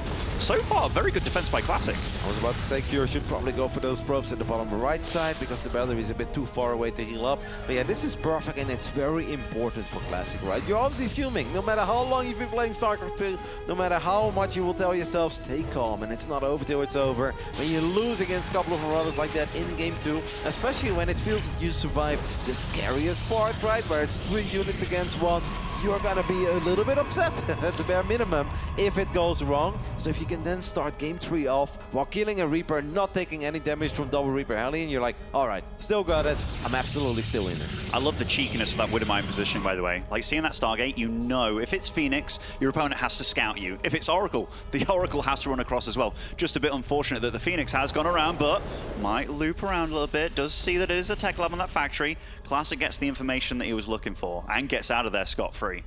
Don't think he quite saw that Widowmine there, but he didn't fly into it, and that is good news for him. Cure is definitely gearing up for some aggression, right? Because it's double Cyclone, it's a Viking. We have a medevac with a couple of Marines running to the other side of the map. Classic does have a shield battery, and he's showing a lot of respect. He does not want to have a disaster of a series here, and he's even going to get the second battery. And I like the spacing of these batteries as well, right? Because he could even use overcharge on the one in front, and then he could heal it up with the battery behind it. Yeah, it's very smart by him, realizing that he doesn't want to lose right here, right now, because these little pushes can be a lot scarier than they look. Even though you just see a handful of units, things go badly very quickly. And Cure, he's making a lot of battle units here. Very interesting. Classic had a second Immortal on the way, which I didn't really hate, but he changed his mind and he says, no, I want an Observer first. He did see that Widowmine, obviously, with his Stalkers, but I'm still surprised that you wouldn't go for a second Immortal here, especially now with an extra unit showing up, but he's got his Observer. He wants to take out that Widowmine, and maybe he feels after he taken out that Widowmine that he can just fight it. He might be absolutely right, yeah. I mean, these fights are so tricky on both sides. That forward shield battery is definitely helping in this situation. Nice snipe on the Observer there from Cure, but I mean, he doesn't have any Widowmines left over, but now going on the chase, he has to be so careful with those Phoenix. Since Classic made so many basic units that won't have any Twilight upgrades for a long time, I do think Classic needs to chase it, right? Let's go ahead and apply those Phoenixes forward and see if you can lift something that's important. Gets a Viking for his troubles, that's good, but I still think he wants more. He believes that he can get more. He's gonna lift 2 Cyclones and a tank. The Immortal gets moved forward. It's great Immortal movement. It gets in range in front of the tank as well. Oh! Does not quite get the tank because the Vikings landed. And now a lot of Stalkers fall as well. And every single Phoenix went down. I do think Classic can get a few more shots up on the medevac. But Cure honestly did about as good there as he was ever going to do. Yeah, I mean, that medevac was maybe a bit sloppy on that last little touch there, but he could have came out of that a lot worse, right? And Classic again, or rather, he's very quick to move into his tech here, so it is going to be Colossus Phoenix, and I like that choice. Even though you've lost all your Phoenix and restarting from 0 is very, very rough, I think you have to go with the tech that you have. Yeah, that's a very interesting point you mentioned there, Ben, because you could say, like, maybe you can just hop into the Blink Stalkers now, right? But it's gonna take a very long time. And if you don't have any Blink Stalkers and you don't have any Phoenixes, you're going to be ultra vulnerable against some of that Terran multitasking. There are 2 Phoenixes out, so why not just try to get that Phoenix count back up? Especially because he doesn't really have any upgrades either yet on the Forge or anything. I think, as painful as it is, I do think you indeed need to try to rebuild your Phoenix count back up. This is not what you want, though. Although Stalker's going to be warped in here, and 3 Phoenix with 2 Stalkers, they will fend that off. Cure's Stim and Combat Shields are going to be ridiculously late this game. Might be able to get some cheeky damage done over here. Does look like the Stalkers... Yeah, the Stalker, he can trap these Vikings. This would actually be a big win. A nice micro by Classic here. Keeping his Phoenix alive as good as he can, and Cure... I mean, they're both making very good out of a bad situation here. No freebies here today. Cure says, you think you've got my Vikings cornered? Sure you do, but I'm still going to make it very hard for you and very difficult to get those final shots up. And Classic has already lost a couple of Phoenixes, so he really doesn't want to lose more. These units are still stuck, though. The Stalker will get a single shot off. And I think if the Phoenixes are healed up, one more full HP Phoenix has shown up. I think if you lead the charge right now with the full HP Phoenixes, you should be fine. Take out that low HP Viking first, and I think Classic can get all 3 Vikings without losing a single unit, so that's absolutely a victory for Classic. And since it's Phoenix Colossus, pretty expensive to lose 3 Vikings, even though Cure tried to keep them alive for as long as possible, that's still 3 Vikings, man. It certainly is. I'm wondering what Cure's approach is going to be, because he knows it's Colossus. He saw that early with those Vikings, and now after losing those Vikings, keeping that Raven alive, that is going to be a tall order. And here, it looks like he's really going for a lot of ground here. Maybe going for the approach where it's like, you know what, I ignore air entirely. You can have air control, but I'm going to get the EMPs down, get the ground upgrades and stuff. The Observer is showing us as well that a War Prism is in production, and there's a chance that Classic might just go for it with like 8 or 10 gateways, Zealots with charge, and then warp in an Archon or 2, because maybe he looks at his army in this game and he says, Cure, you can have Vikings or you can have Ghost, but you're not going to have both ready for my Phoenix, Colossus, Zealot, Archon attack. And I think that's actually a pretty good point, but at the same time he's going up to 4 bases. It is very risky to commit to an attack like that, because if it doesn't work, well, that's the end of your tournament. And Classic has shown us that he's an excellent Protoss player in the mid game, in the late game. So maybe that War Prism was just meant for some harassment. And especially now that we take a look at the production tab, Templar Archives, another Robo, 4th Nexus close to finishing up. I don't think Classic will attack. Oh, that War Prism in the wrong part of town over there does get shut down before it begins. This Protoss army is definitely scary. That Raven has a lot of work to do here. I think shutting down the Colossus is probably the best play here. Cure sees everything with the scan. He's running ahead, gets an interference matrix off the Winter Mines. One of them is connecting immediately. Disruptor does clean up the other one, and so far, nice hold by Classic. And by the way, cheeky red splodge in the top left of the minimap over here. Look at what Classic's doing. Yep. I love that kind of play. The Observer's already showed us as well in the picture-of-picture. Classic double expanding. I gotta say it was an underwhelming Raven on the side of Cure. Cure made that Raven after he lost his Vikings. He knew about all the Phoenixes around. He's like, yes, I still want the Raven. I stand by it, Ben, unless you're Myro. Don't do it. Yeah, that Raven, it was like, I've got a big job. Here you go, Colossus. And then just, yeah, absolutely sucked. But wow, that army's way too big to fight. Sorry, Raven. Way too big. But Cure, look, you can see how he's playing. I mean, that's a very expensive little squad with those ghosts in the mix. He's trying to keep Classic back because Cure's supply is climbing, and the value of it too. Ghosts, Vikings joining the fray. I mean, they're both playing solid in this game, and this is the best start that Classic has had in the series. Yep, because he didn't have any big errors. Like on the altitude game, we lost the War Prism with 2 Templars inside of it, and then he had that move out where the Immortals got tagged. The Stalkers derped a little bit with their pathing, trying to find their way home. This has actually been an alright game. Maybe the fight that he chased with the Phoenixes wasn't necessarily the best, but everything else has been quite solid. The Zealots finding some success here. That's not bad for SCV's NA Siege tank. Yeah, not bad indeed. I mean, Cure can kind of be like, okay, maybe I can move out those units here right now. And he does see where this army is. These Winter Mines have been annoying, but Classic's honestly been dealing with them pretty well. He's on double Forge here, getting out those upgrades, finally getting Blink as well, not super committing to the Phoenix. What I find more interesting, Ben, is that he's on triple Robo, and I'm just wondering, when are we going to drop Robo number 4 and 5, baby?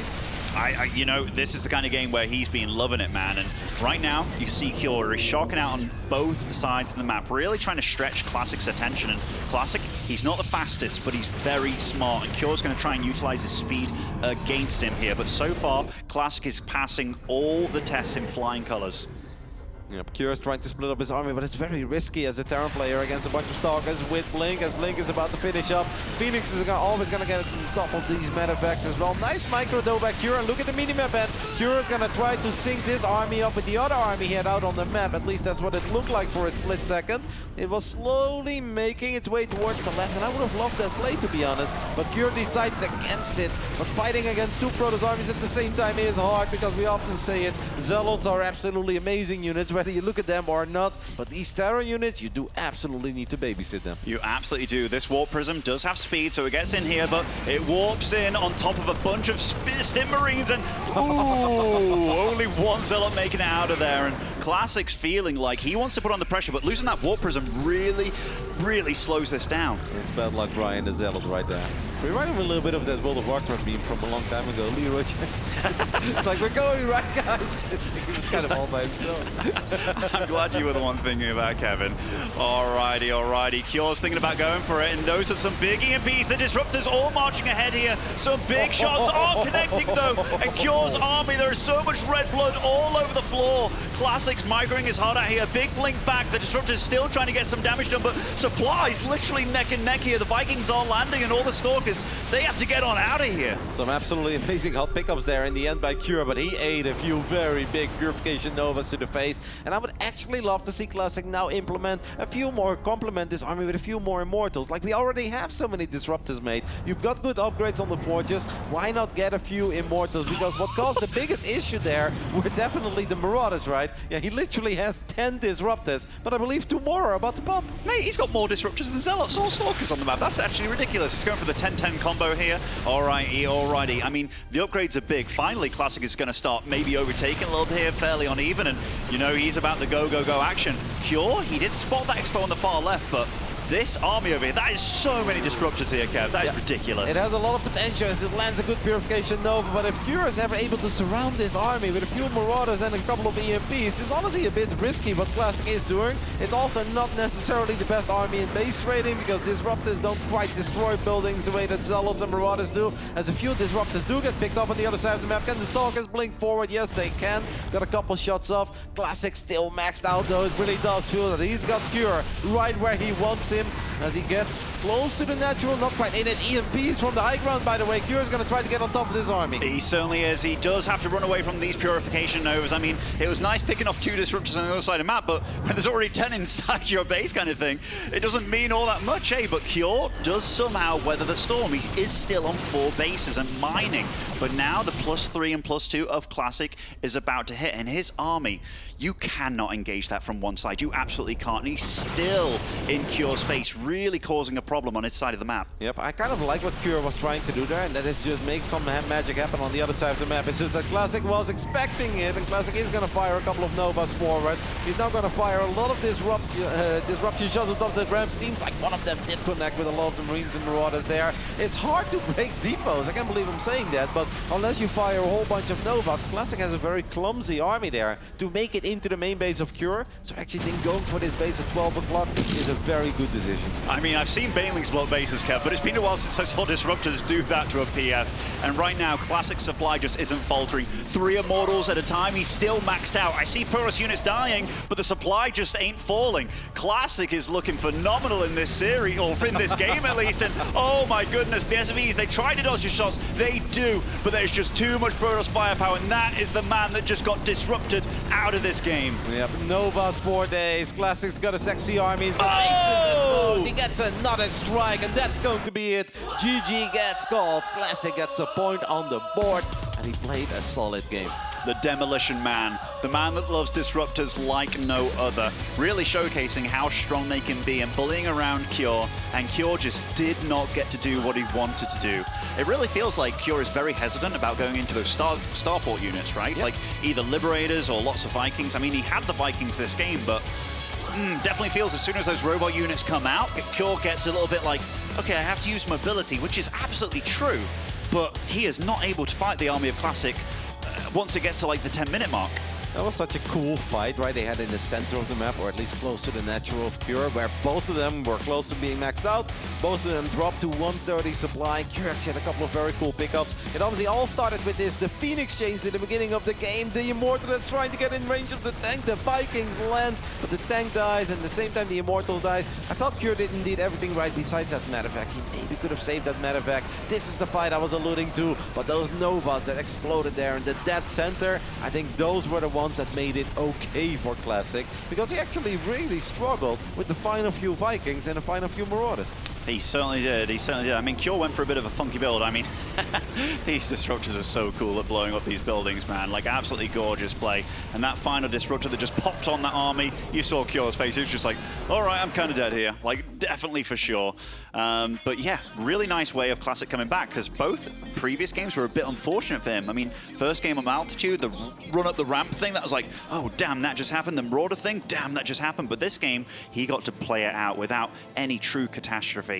Ancient Cistern will be the battleground this time around. Spawning room in the top right, as I read Protoss, it is Classic. And the man who saw a whole bunch of balls flying towards his army in the bottom left side, still just one map away from making it into the semifinals and having a date with Solar. Abydos Cure.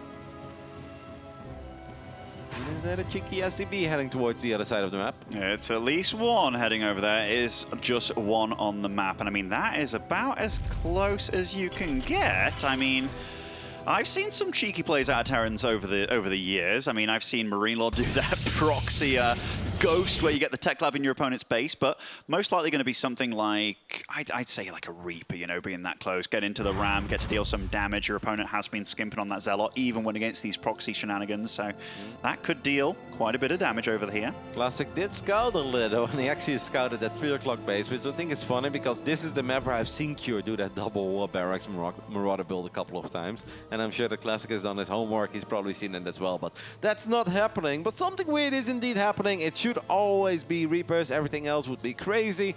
A single Reaper that fast, though, even if you are world-class Protoss, I'm gonna say it's almost impossible not to lose a single worker, even though he does have a Zealot in production, and he will most likely let this Zealot finish up, since what he sees at the other side of the map is a tiny bit out, right? Not necessarily like, oh my goodness, it's an all-out all-in, but he doesn't see the barracks, he doesn't see another command center, so he knows that Cure is up to no good. And the memory of that second game with those Marauders somewhere on the map. I mean, seeing this factory here, it's like, whew, no Marauders. But if that Zealot goes down the ramp to deal with that Engineering Bay, which it exactly is doing, and now this Reaper's here, this is going to start being a nuisance already. Yeah, that's the first probe going down immediately, and that's not exactly what you're looking for, because it's going to be so hard not to lose another one before that Stalker is out. Classic is doing his best, but a lot of these probes are going to be low on HP. I do love how quickly he pulls the probes that are being targeted. Once they take a single shot, he made a little mistake there. He should have sent that one back, so he will end up losing a second probe, but that's still pretty acceptable against the barracks. That's this close towards your main.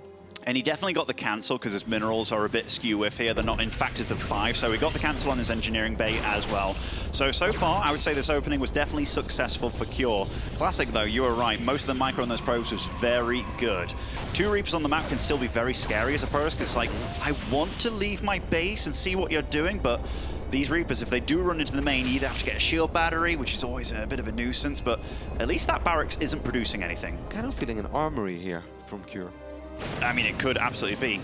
When you know that you've dealt a little bit of damage and your opponent wants to skip out and stuff, the Stalker missed the Reapers there for a second. Yep, they hopped into the main base, and now these 2 Reapers are here. The Reapers obviously are in trouble and will fall, but 2 extra workers have gone down, and he's gonna get a third one. Yes, he does. So that's 5 probes in a 3-minute, 20-second game, and we can't ignore the fact that Classic's expend is already a whole lot later than expends normally are because of that eBay block. And I was wondering what he was up to with that probe. It almost feels that Classic just wants to go for some weird 3-gate, 4-gate aggression. And that means that this is probably going to be a short and very explosive game, Ben. I love that Cure has made his CC on the high ground, kind of seeing several steps ahead here and just realizing, all right, if I am to get attacked here, I need some units out very quickly. So he's gone for those Widow Mines at the top of that ramp, and they are annoying to deal with in this kind of situation. Like, best case scenario for Classic with what he has, you want an Adept out, just use a Shade on the high ground. But does he not see it? Does he not see it? Cure sees it. That's a big deal. Yep, the medevac does see the pilot and the gateway, and I don't think Classic actually saw it, or maybe caught a glimpse of it towards the end. But Classic is simply not going to make it up that ramp. There was even a bunker. I saw a bunker in production. It's there, and it may be an empty bunker, but it won't stay empty forever. Classic does not have 2 units to throw away. This 3-gate opening is not going to work out. And even though the numbers may look even, Classic is in serious trouble. And look, he's got so much gas, he's not mining the gas anymore. Basically, it's just 1 probe on each. So absolutely not getting to play his game here. And it's like, oh no, you've got a medevac over here, can't mine from the main base anymore. I mean, sacrificing a probe is probably the best thing that he can do here. And Cure, he's not going to let him have it that easily. And right now, there is an army out on the map for Classic that can't really do anything here, Kev. Nope, it really cannot accomplish a single thing on the other side of the map. The only thing it can hope for is to delay that command center for a while. I really wonder though, where does Classic take this? He's still got no tech, no robo, no Stargate, no Twilight. What do you do? What are his options? He's going to warp in 3 in depth. Maybe hoping that eventually the depots are lowered, he can get in there, but Classic needs to do something that's going to make his Protoss army good eventually, because we've got Stim on the way. The first tank is about to be out as well. The second tank even, excuse me. There is a Raven. Classic's army at this point is incredibly underwhelming. Incredibly. Oh, I love the focus fire with those probes. That was very quick reacting by Classic. And maybe Cure could have planted it a little bit differently, got a bit cocky with that one. But honestly, Classic is in crisis mode right now. He is just hoping for Cure to make the wrong move. Moving down this ramp might be the start of something happening for him, though.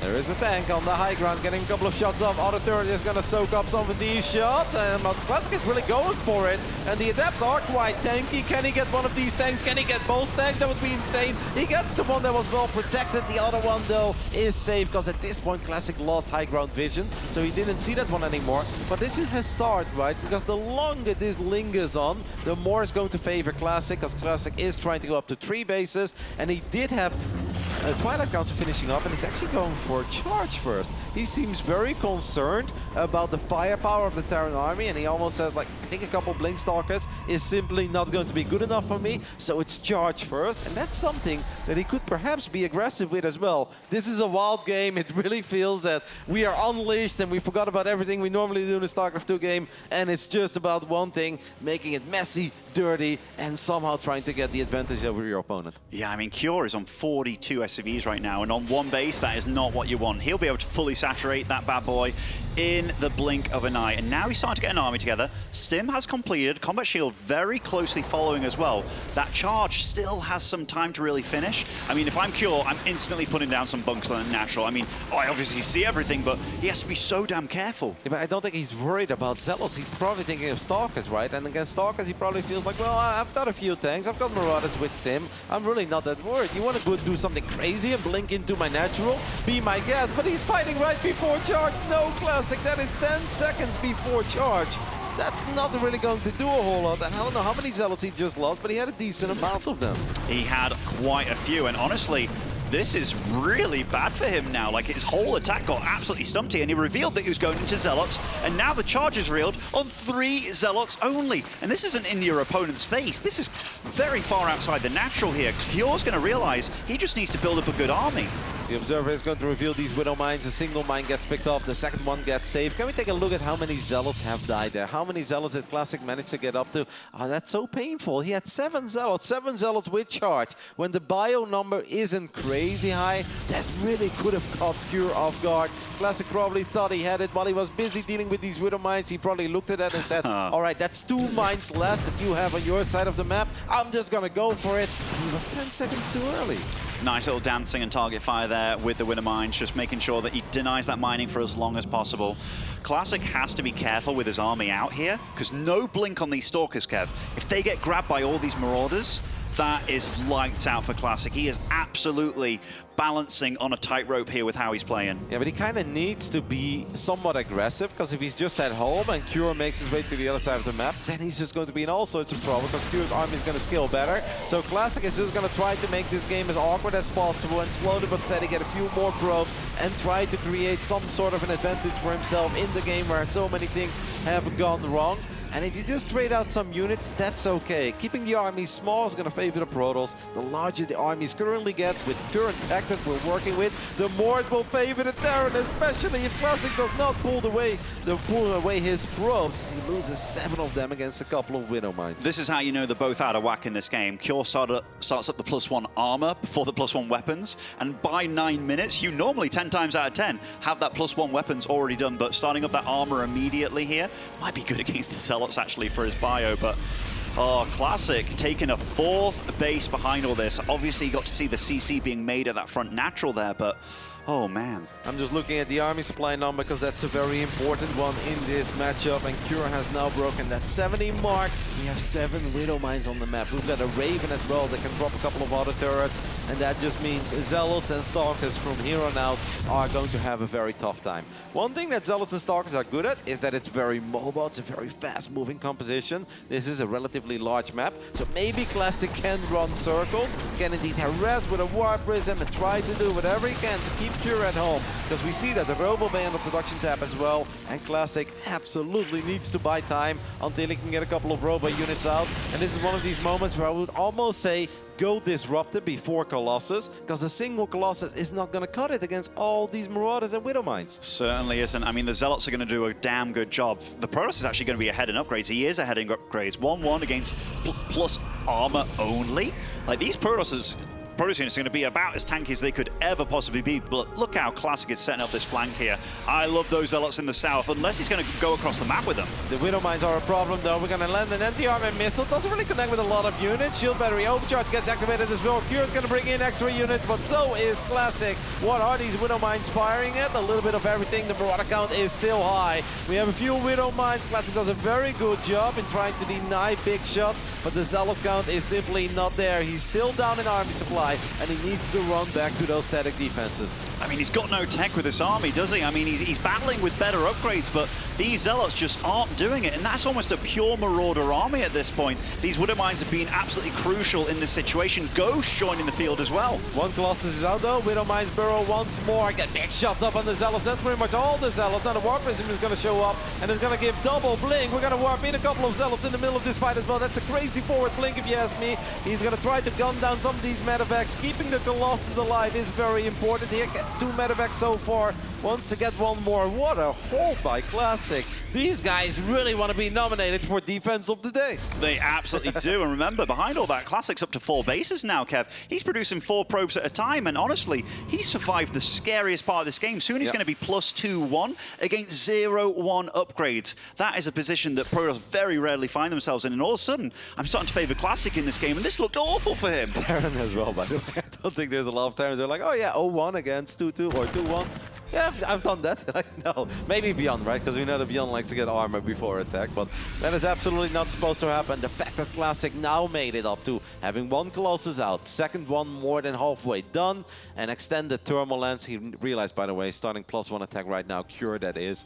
And yeah, Classic with a absolutely fantastic hold there, doing a good job in avoiding the catastrophic Widow Mine hits early on, running back to the battery overcharge, and I absolutely love that Warp Prism showing up in the midst of all of it, dropping a few Zealots, picking up Stalkers that already used Blink. That was really cool. It really was. These Stalkers are in position to deal with this drop, but he does kind of skirt on by a little bit, and this will cause quite a bit of lost mining time and maybe a few lost units over here as well, but not without getting his own damage done on the other side of the map with the Warp Prism in the main base. Yep, and there's a single Zealot on top of that tank. A Marauder is going to try to save it. Will the Marauder save it? No, that Zealot is a hero for the Protoss army. +2, pretty good. Cure is on the other side of the map, though. Once again on top of this Nexus, but the Colossus count is climbing at a pretty rapid pace. The Widow Mines won't fire again as the cannon has finished up on the right side.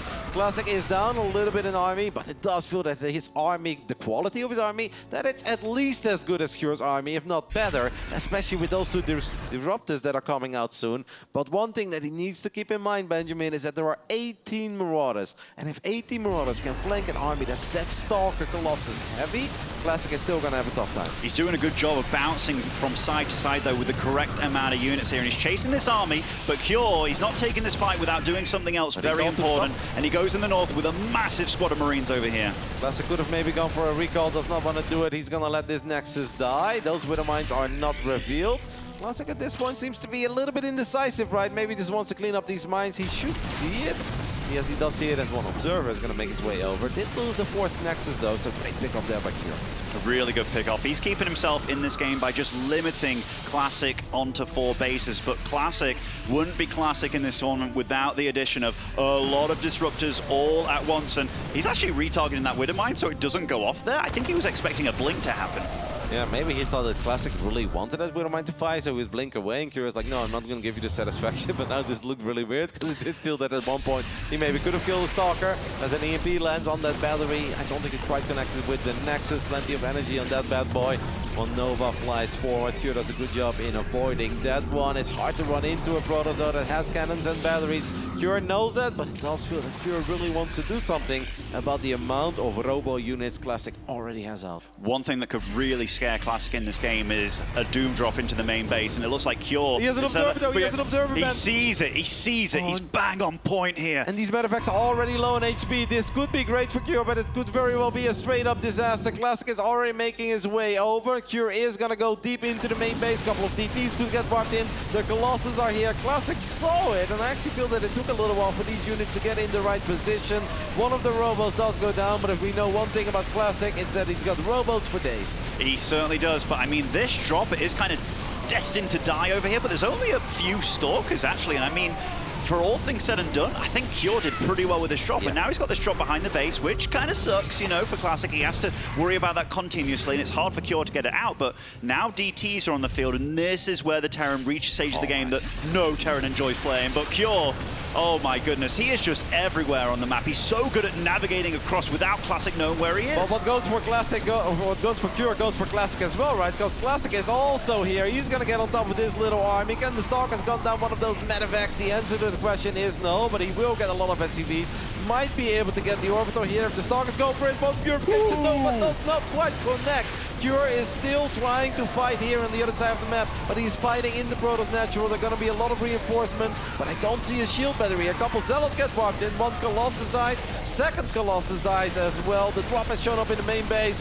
All hell has officially broken loose here on Ancient. But how many Zealots are in this Natural right now with a good bunch of Disruptors joining them, but so many firing units at the top of this ramp. That was a lot of Zealots to fall over there. Colossus just gets away, and he's going to recall to deal with this drop in his... The third base, I think. Oh, wow. I mean, I don't know what was happening over there. Maybe it was just the only base with energy, but maybe he wanted his units elsewhere. But right now, look at the supplies again, Kev. If Todd's here, he's like, look at that. How is it so close between these guys? Yeah, but Classic does still have a lot more workers. He's going to be able to gun down a few of these Medavacs as well. And we can't forget about the upgrades. It's 3-1 versus 1-2. Yes, I said that correctly. I know it sounds very weird. And +2 armor is on the way as well. I think it looked better for Classic before all that craziness took place than it looks afterwards. But I still don't hate it for Classic. He's got way better upgrades. Plenty of Disruptors are out. He's got 3 observers as well. And I think that's going to be very important in trying to keep tabs of the movement of Cure.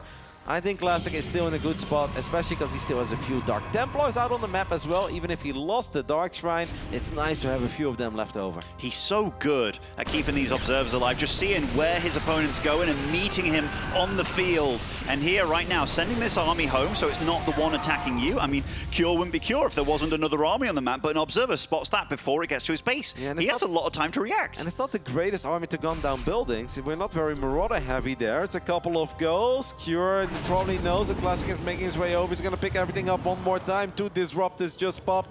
And he's going to unload safely. But yeah, it feels like Classic is on top of it. He's going to try to land a Nova immediately. A few Zealots are making their way over as well. Nice hot pickup by Cure. It really was. And he does get out of there without taking any damage. But the thing is, even though he might think that time is on his side, we see from the work account that it's absolutely not. Every second that Classic stays alive here, I think it's a good second for him, especially with the value of his army. These upgrades also will just pay off the bigger the armies get. The upgrades are absolutely the biggest problem. I wouldn't even hate an Immortor or 2 at this point for Classic, because he has a great army. He just needs to make sure there is no opening for Cure to stim those Marauders forward and get on top of his expensive robo units when a couple of EMPs go off. And the one unit that can really prevent that, besides the Disruptor just firing Novas for days, I would say it's a few Immortals in the mix. Yeah, I mean, Cure has really neglected upgrades this game and gone for the wrong ones, seemingly.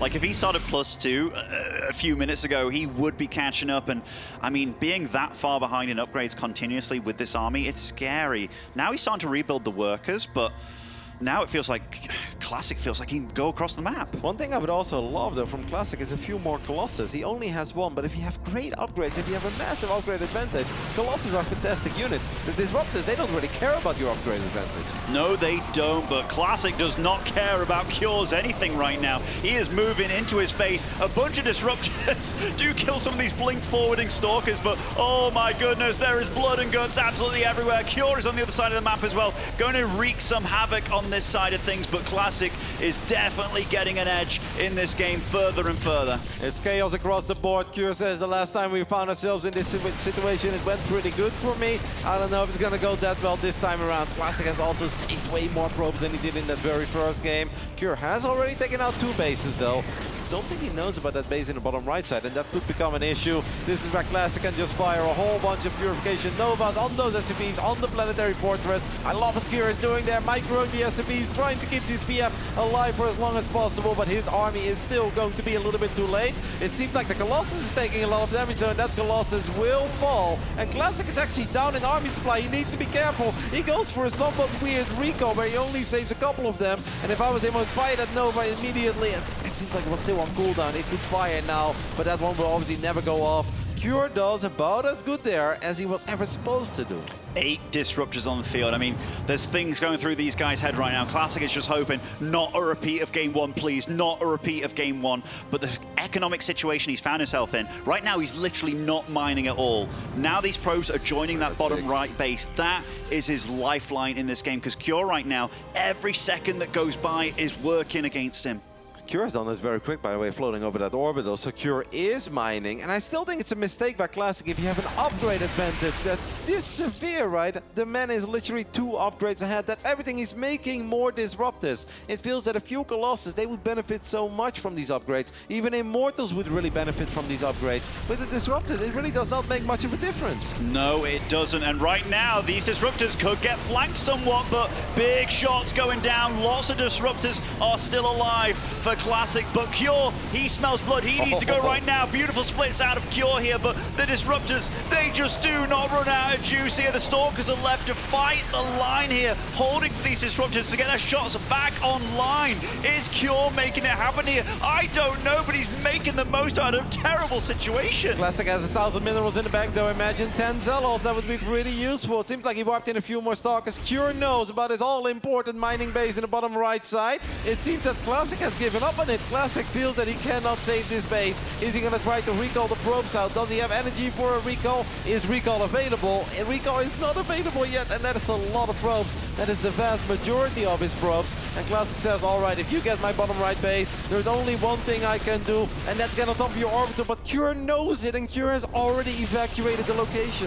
Cure was so quick to react there, knowing the kind of game that he's in, and yet again, and now 59 to 48 supply. That Protoss army is scary, but we did see how well Cure can micro against it. 3 Ghosts with EMPs are available here, and they have been working wonders against this very brittle army here. This is one of these games where every single unit matters now, because it's unlikely those units are going to get replaced. Classic has enough money to rebuild a Nexus. He could still do a tiny bit of long-distance mining. Does he see this army? There is an Observer in the mix. Even the Observers are so important for high ground, low ground.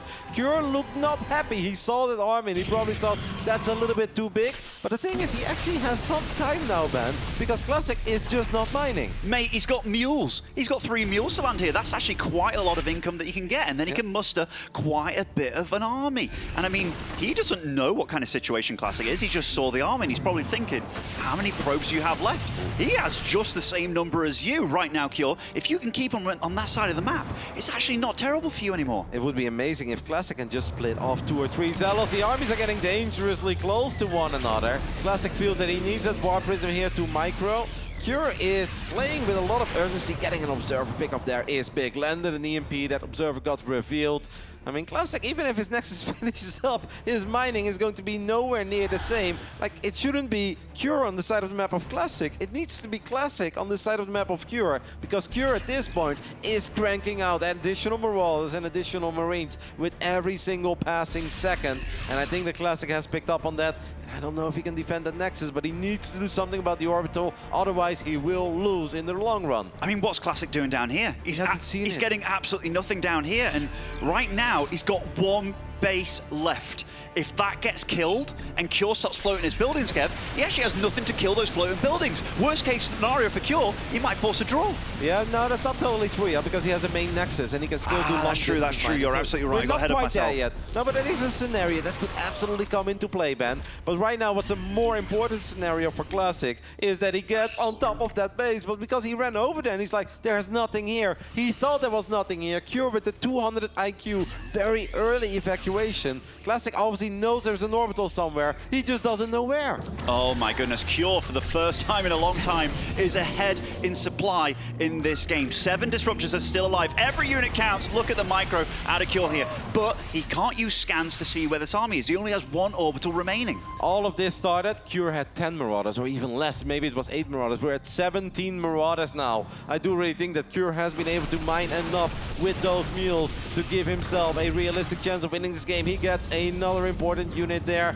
Classic knows that his army of the Terran is growing. He needs to do something about it. He sees an army, sends a very early Nova. It's not a bad one. Gets a couple of Marauders, gets a Ghost as well, sends a few Novas towards the left. So far, I like what Classic is doing, but is it good enough? Oh my god, Cure, you are a magnificent beast. I think like maybe 2 or 3 units died to like 4 or 5 Novas there, and look at that. That is not a cool, calm man. And right now, look at the Warp Prism Micro. He's trying to keep these disruptors alive, but he has to be so damn careful. 42 against 52 supply here. More disruptors are falling. More disruptors are firing though. And again, can that Marauder get the last hit over there? Nice Warp Prism pickup by Classic.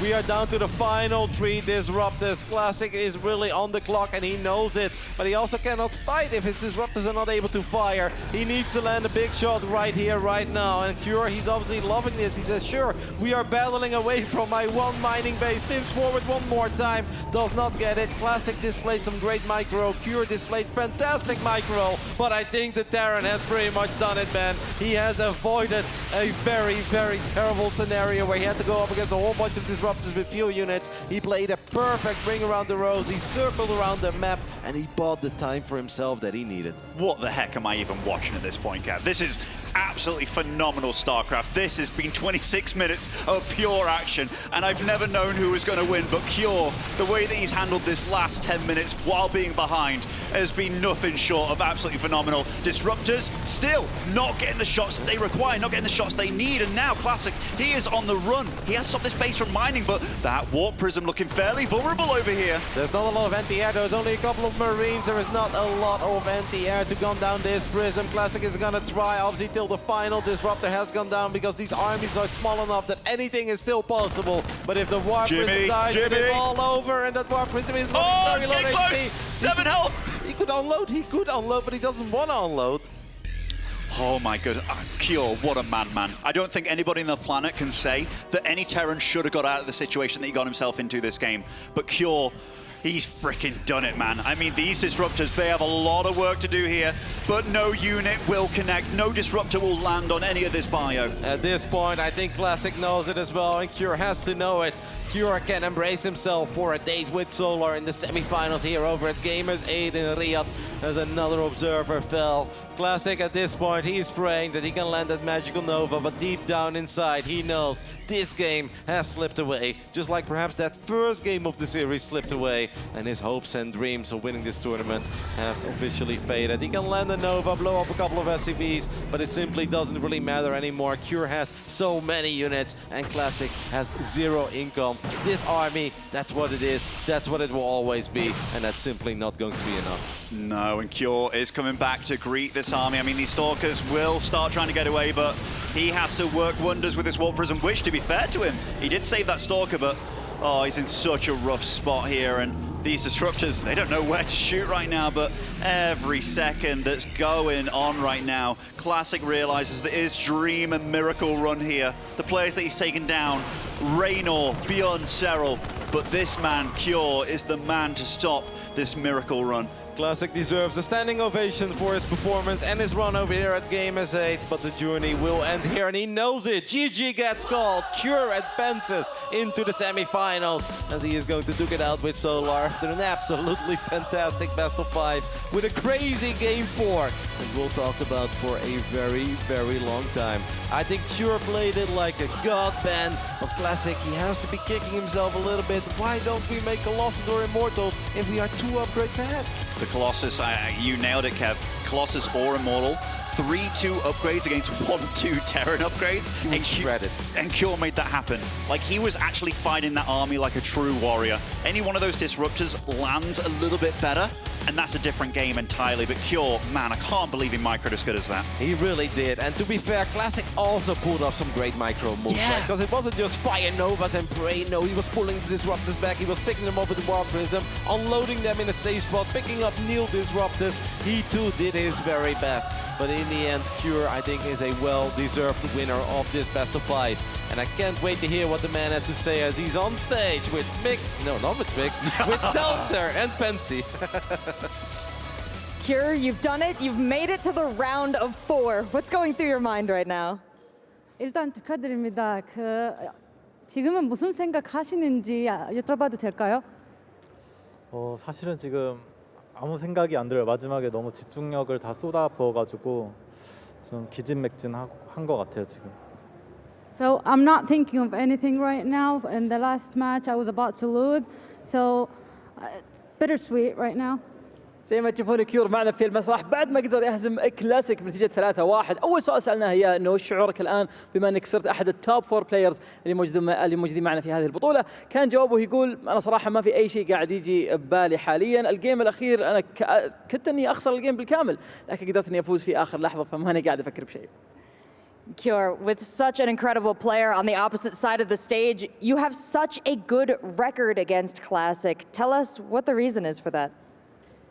클래식 선수랑 자꾸 붙었는데 자꾸 이겼잖아요. 그런 이유가 뭐라고 생각해요? 일단 제가 토스전 빌드가 워낙 많기 때문에 자신 있어가지고 좀 판짜기에서 우위를 가지고 가서 좀 실력적인 부분은 비슷하다고 생각하는데 좀 빌드 같은 부분에서 좀 제가 유리했던 것 같아요. So I think that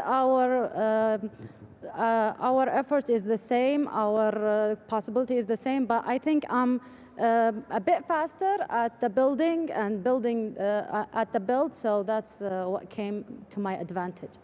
زي ما تشوفون كيور في سؤاله الثاني سألناه بخصوص إن الهيستوري اللي بينه وبين كلاسيك جدا عميق، وكان أهم شيء نسأله في السؤال في هذه اللحظة نسأله عن قدرته إنه يقدر يفوز على كلاسيك دائما، خصوصا في المباريات الأخيرة في البطولات الماضية اللي هو شارك فيها. يقول أنا أشوف نفسي صراحة إني الشيء الوحيد اللي عندي أدفانتج على كلاسيك إني أنا أقدر أبني بسرعة أسرع منه بكثير، وهذا الشيء الوحيد اللي يجي لصالحي، لكن كل الأشياء الثانية أنا أشوف إنه بالعكس، يعني أنا وياه كلنا عندنا نفس المجهودات اللي قاعدين نسويها في اللعبة. Now, Cure, with Maru and Serral out of the tournament, the 2 players who handed you your only losses, and with Solar as your next opponent, how are you feeling about your chances? 일단은 마루랑 세랄 선수들한테 졌잖아요. 근데 지금은 마루랑 세랄 선수들이 지금 단락하잖아요. 그거 어떻게 생각하는지, 그리고 솔라 선수랑 다음 경기 뜰 거잖아요. 어떻게 생각하는지 뭐 이렇게 알려줄 수 있어요? 일단 세랄 선수랑 마루 선수가 탈락해서 마음이 굉장히 많이 편해졌고, 일단 다 똑같은 마음일 것 같은데 다 자기가 우승할 만하다라고 생각하고 있을 것 같아요. 그래서 지금 다음에 솔라 선수랑 하는데 좀 둘 다 편하게 잘 재밌는 경기 할 것 같아요. So I think it's fair to say that all of us wanted to have a safe win. So with Maru and Serral out of this game, I'm actually a bit relieved. And with Solar, I think we're going to have a fun game. زي ما تشوفون في سؤالنا الثالث معنا في هذا المسرح زي ما المشاهدين سألنا كيور بخصوص انه الخسارتين الوحيدتين اللي هو مر فيها في الجروب ستيج كانت ضد سيرل وايضا كانت ضد مارو. الان اثنينهم لا مارو ولا سيرل موجودين في البطوله وقدامه الان سولر في المرحله القادمه من السيمي فاينلز. فوش شعوره تجاه النقطه هذه؟ يقول انه صراحه انا مرتاح جدا بسبب انه سيرال وايضا مارو ما هم موجودين في البطوله، لكن مباراتي في السيمي فاينل ضد سيرال او ضد سولر معليش بيكون هذه من احسن المباريات واكيد ان احنا بنستمتع فيها. Well, Kier, after a hard-fought victory, after a great match, you are the last one on the stage today. I want to say anything you want to say to the fans. You want to close out the show? Give them a message. 대단한 경기 마치고 뭐 하실 말씀이 있으신지. 일단 이번에 좀 컨디션 관리를 잘 못했던 것 같아서 경기력이 조금 제가 만족스럽지가 않은데 4강 때는 더 컨디션 관리도 잘하고 빌드 잘 짜가지고 좀 더 재밌는 경기 보여드리도록 하겠습니다. So I don't think I managed my condition that well this time, but I'm hopeful that on the next matches I will I will manage to put a lot of strategies, good strategies, and do much better with the building. زي ما تشوفون في سؤالنا الاخير اعطينا فرصه لكيوري اذا حاب يقول شيء لكل الناس اللي تتابعوا حاب انه يختم الشو بالكامل، لكن يقول صراحه انا بس بدي اقول شيء واحد انه حاليا انا مو اشوف اني انا اعطيت كل اللي عندي عشان اقدر افوز في هذه المباراه، لكن في المرات القادمه راح اقدر اني ادي اداء افضل وبعطي كل اللي عندي عشان اقدر افوز في المباراه. Congratulations, Kier, on your victory, and congratulations to Classic for a well-fought match. Let's send it back to the studio for one last look. نبارك لكيور في فوز في هذه المباراة أعزائنا المشاهدين. الآن هو ضد سولر في السيمي فاينل الثاني عندنا، راح نشهد إن شاء الله وش ممكن نشوف ويصير بكرة، فخلونا على طول نروح للاستديو. Wow, Kier so good. Kier so good. Hey, as he's able to take himself the round of 8 against Classic. Protoss is gone. Pop, pop, pop. He's out of there. And I've got Pig and Loco to talk about it. Loco, this was Kier looking great here in these games. Yeah, that final match just now, though, an absolute banger of a game, right? Like, that was all over the place. But first off, we're going right here to game number 1.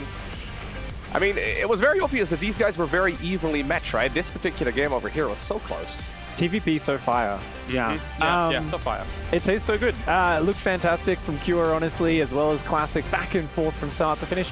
Evenly matched. And I think it was Zombie Grub over in the green room who was saying, you know, Cure has an insane win rate, but he doesn't dominate. They're close, they're hard fought, but then he just, you know, he wins. And that's the thing that Cure does. He comes out on top in these messy, scrappy, crazy games. And we saw it in that final game. I thought Classic had that one in the bag. Yeah, he definitely drags the opponent to kind of their very, very limits, right? Like, even when he's down so many workers, but he's down to 4 or 5 SCVs left and good to go, he'll still utilize his army, Loco, to the maximum potential he can and then bring it even close, if not get the win. Yeah, no, absolutely. He was doing a phenomenal job here. Here's a game where we see him sniping that siege tank over here, and then eventually it leads towards that epic engagement here in that choke point where basically all of the disruptors manage to connect. Still, though, Cure hangs on for a really long time, right? Despite the fact that this looked like, especially when he lost basically his entire army there, it almost looked like it was already over. In the end, though, Classic still ended up getting a point on the board, but yeah, such a fun match. His planetary micro might be the most exceptional. Sick, actually, So many times he kept popping the SCVs in and out to dodge disruptors. He did it like 20 times in those games. I love the sentence, planetary micro. It does sound a little bit ridiculous, doesn't it? But hey, he pops the SCVs in and then he pops them out again to repair, and then when he gets targeted, he puts them back in, I'm with you. It looks cool. It's hard to do. It's very hard to do when you've got 8 disruptor shots surrounding a planetary and you're timing it out to get a little bits of extra repair in wherever you can. Admittedly, very cool. Very cool indeed. Very cool. GG. We've got ourselves, of course... Sorry, Pig, I apologize. All right, let's take a look then, as we have got to wrap up the day as a whole. Let's take a look at the Dr. Zulaman Al Habib defense of the day here to start things off, as we have got ourselves Solar going up against Cero Pig. That was a very, very nice defense. I mean, Cero was so just terribly positioned going into this, and to hold on against, I think it was like a 40 supply army advantage of Roaches. And was it? It's like a 6-minute battle, right? This battle just kept on going. Like, Solar actually sold the story really well by faking a gas over at his third base. So Cero thought he was playing against a macro build, and when finally the Roaches came across the map, well, he didn't have much of an army himself, but he managed to hold on here for a very long time. In the end, though, Solar ended up with an extra upgrade, and we could really see the strength of the +2 kicking in with those roaches just dealing a bit more damage. Although that was probably like another 3 or 4 minutes later in this particular match. Yeah, like sheer willpower, Cyril allowed himself to survive 4 minutes beyond what he ever had any business doing. That's how good that hole was. Yeah. It was impressive. But where was that one nucleus that I saw in the thing? But anyway, it was in the main base. It was tickling the gas guys, actually, creating a bit of a distraction, yeah. They came around and they joined in that fight, and they actually took on a few queens on the top. Ooh. And then it pulled back and it just kind of sat in the middle of the map for the rest of the game, I think. Boo. Okay, well. Hey, it deserved its retirement. It was a veteran. They'd done so much. They forced like 8 spore crawls, picked off extractors, queens. I think they even killed the spawning pool as well, actually. There you go. Well done, guys. Good job. Good job, lads. All right, well, let's take a look at the Colonel's Choice, brought to you by KFC. I'm not going to ask if anybody's hungry here because, you know, it's been weird in the past couple of segments, so let's just not even do that this time. It's the Colonel's Choice by KFC, so let's see what moment that is going to be here as we have, Cure going up against Classic here. And again, it just shows kind of the mastery here at play by both the planetary micro, you mean? The first planetary didn't micro very well. No, there's no micro going on over there. That was kind of embarrassing. Ignore this one. Yeah, no. This one, he was too busy floating his barracks, which does take a lot of APM. But yeah, this is such a scrappy base trade. Yeah. I mean, Q just made this whole series so awkward for Classic, and it felt like it was a masterclass in using positioning and mobility to make Protoss feel like they just can't cover the distance. Yeah. I mean, we said it whilst we were talking about the games before. I mean, okay, this is the big battle that was going down, but he is an absolute master in going to these base trade scenarios. He understands the very min-maxi scenarios, Loco, to be able to always come out on top almost. Yeah, this fight actually, like when the base trades first started, I think most of us agreed that it seemed a little bit Protoss favored, but Pure is incredibly good at just squeezing as much juice, I guess, out of this Terran army as possible. You can see it right there as well in Classic's face, not happy with how this one turned out. As much juice or a bucket meal deal from KFC, you know. There you go. He loves it. He loves it. Yeah. So that is the KFC Colonel's Choice here. What pick? What were you going to say? Well, it stings a little when you are in such a good position, and then he just gets you with such a zinger. He was like 30 supply up. Oh, yeah. You know what? I liked that pick. That was good. What? Why? You were going to say something? Okay. I've got nothing. It's been a long day of fantastic StarCraft, James, and I think silliness has taken me over. I've been enjoying the games too much. Yeah, it's been a great day of fantastic StarCraft and rubbish death segments. Hey, that Pictionary segment was the greatest one of all time. No. I think, honestly, we should get rid of any death segments tomorrow. I just want to have Cure up here. We have a couple more. We have a couple more Pictionary, I think. I like a few more drawings that weren't included in that video. Wait. Can anyone be as bad as Cure and Creator at drawing them? There were some pretty terrible ones. Guys, I'm going to purge the internet of that VOD. That is, nobody needs to see that ever again. Anyway, that was amazing. All right, let's take a look at the Quidia MVP as well here for the day. Who's been able to take that title here in day number 3? As we had Maru, then we had Classic. Who's it going to be today? It's Clem! Yes! Gets himself to the round of... I mean, not too much surprise here, Loco. No, Clem, I mean, he's done very well for many years now. Obviously, he's no bad player when it comes to offline tournaments, but I think if you see him going up against somebody like Maru at an offline event, all of us are going to be favoring Maru, right? Course, like 9 out of 10 times. And in this particular tournament, Clem has now successfully defeated both Dark as well as Maru. I feel like those are two opponents that are very, very difficult to take down, and yeah, him winning against Maru is just amazing. I think special mention for Solar as well, you know, with another very big upset as well that was very decisive. But only one person gets the award. That's why it's most valuable player, not most valuable players. Wow. Hard-hitting analysis here from Pig on the desk. You just want everybody to have that title, don't you? I do. Guys, all of them were the most valuable player. Okay. They all participate. You get a participation trophy now? Yeah. All right, split the prize pool. All right, before this really descends into stillness, final thoughts for the day. Of course, as we now know, are 4 players here. Pig, any final thoughts here? I mean, this is a big opportunity. You've got a few of you running favorites knocked out, and I think the field is a bit more open. Can Solar get a huge championship? Can Clem do it?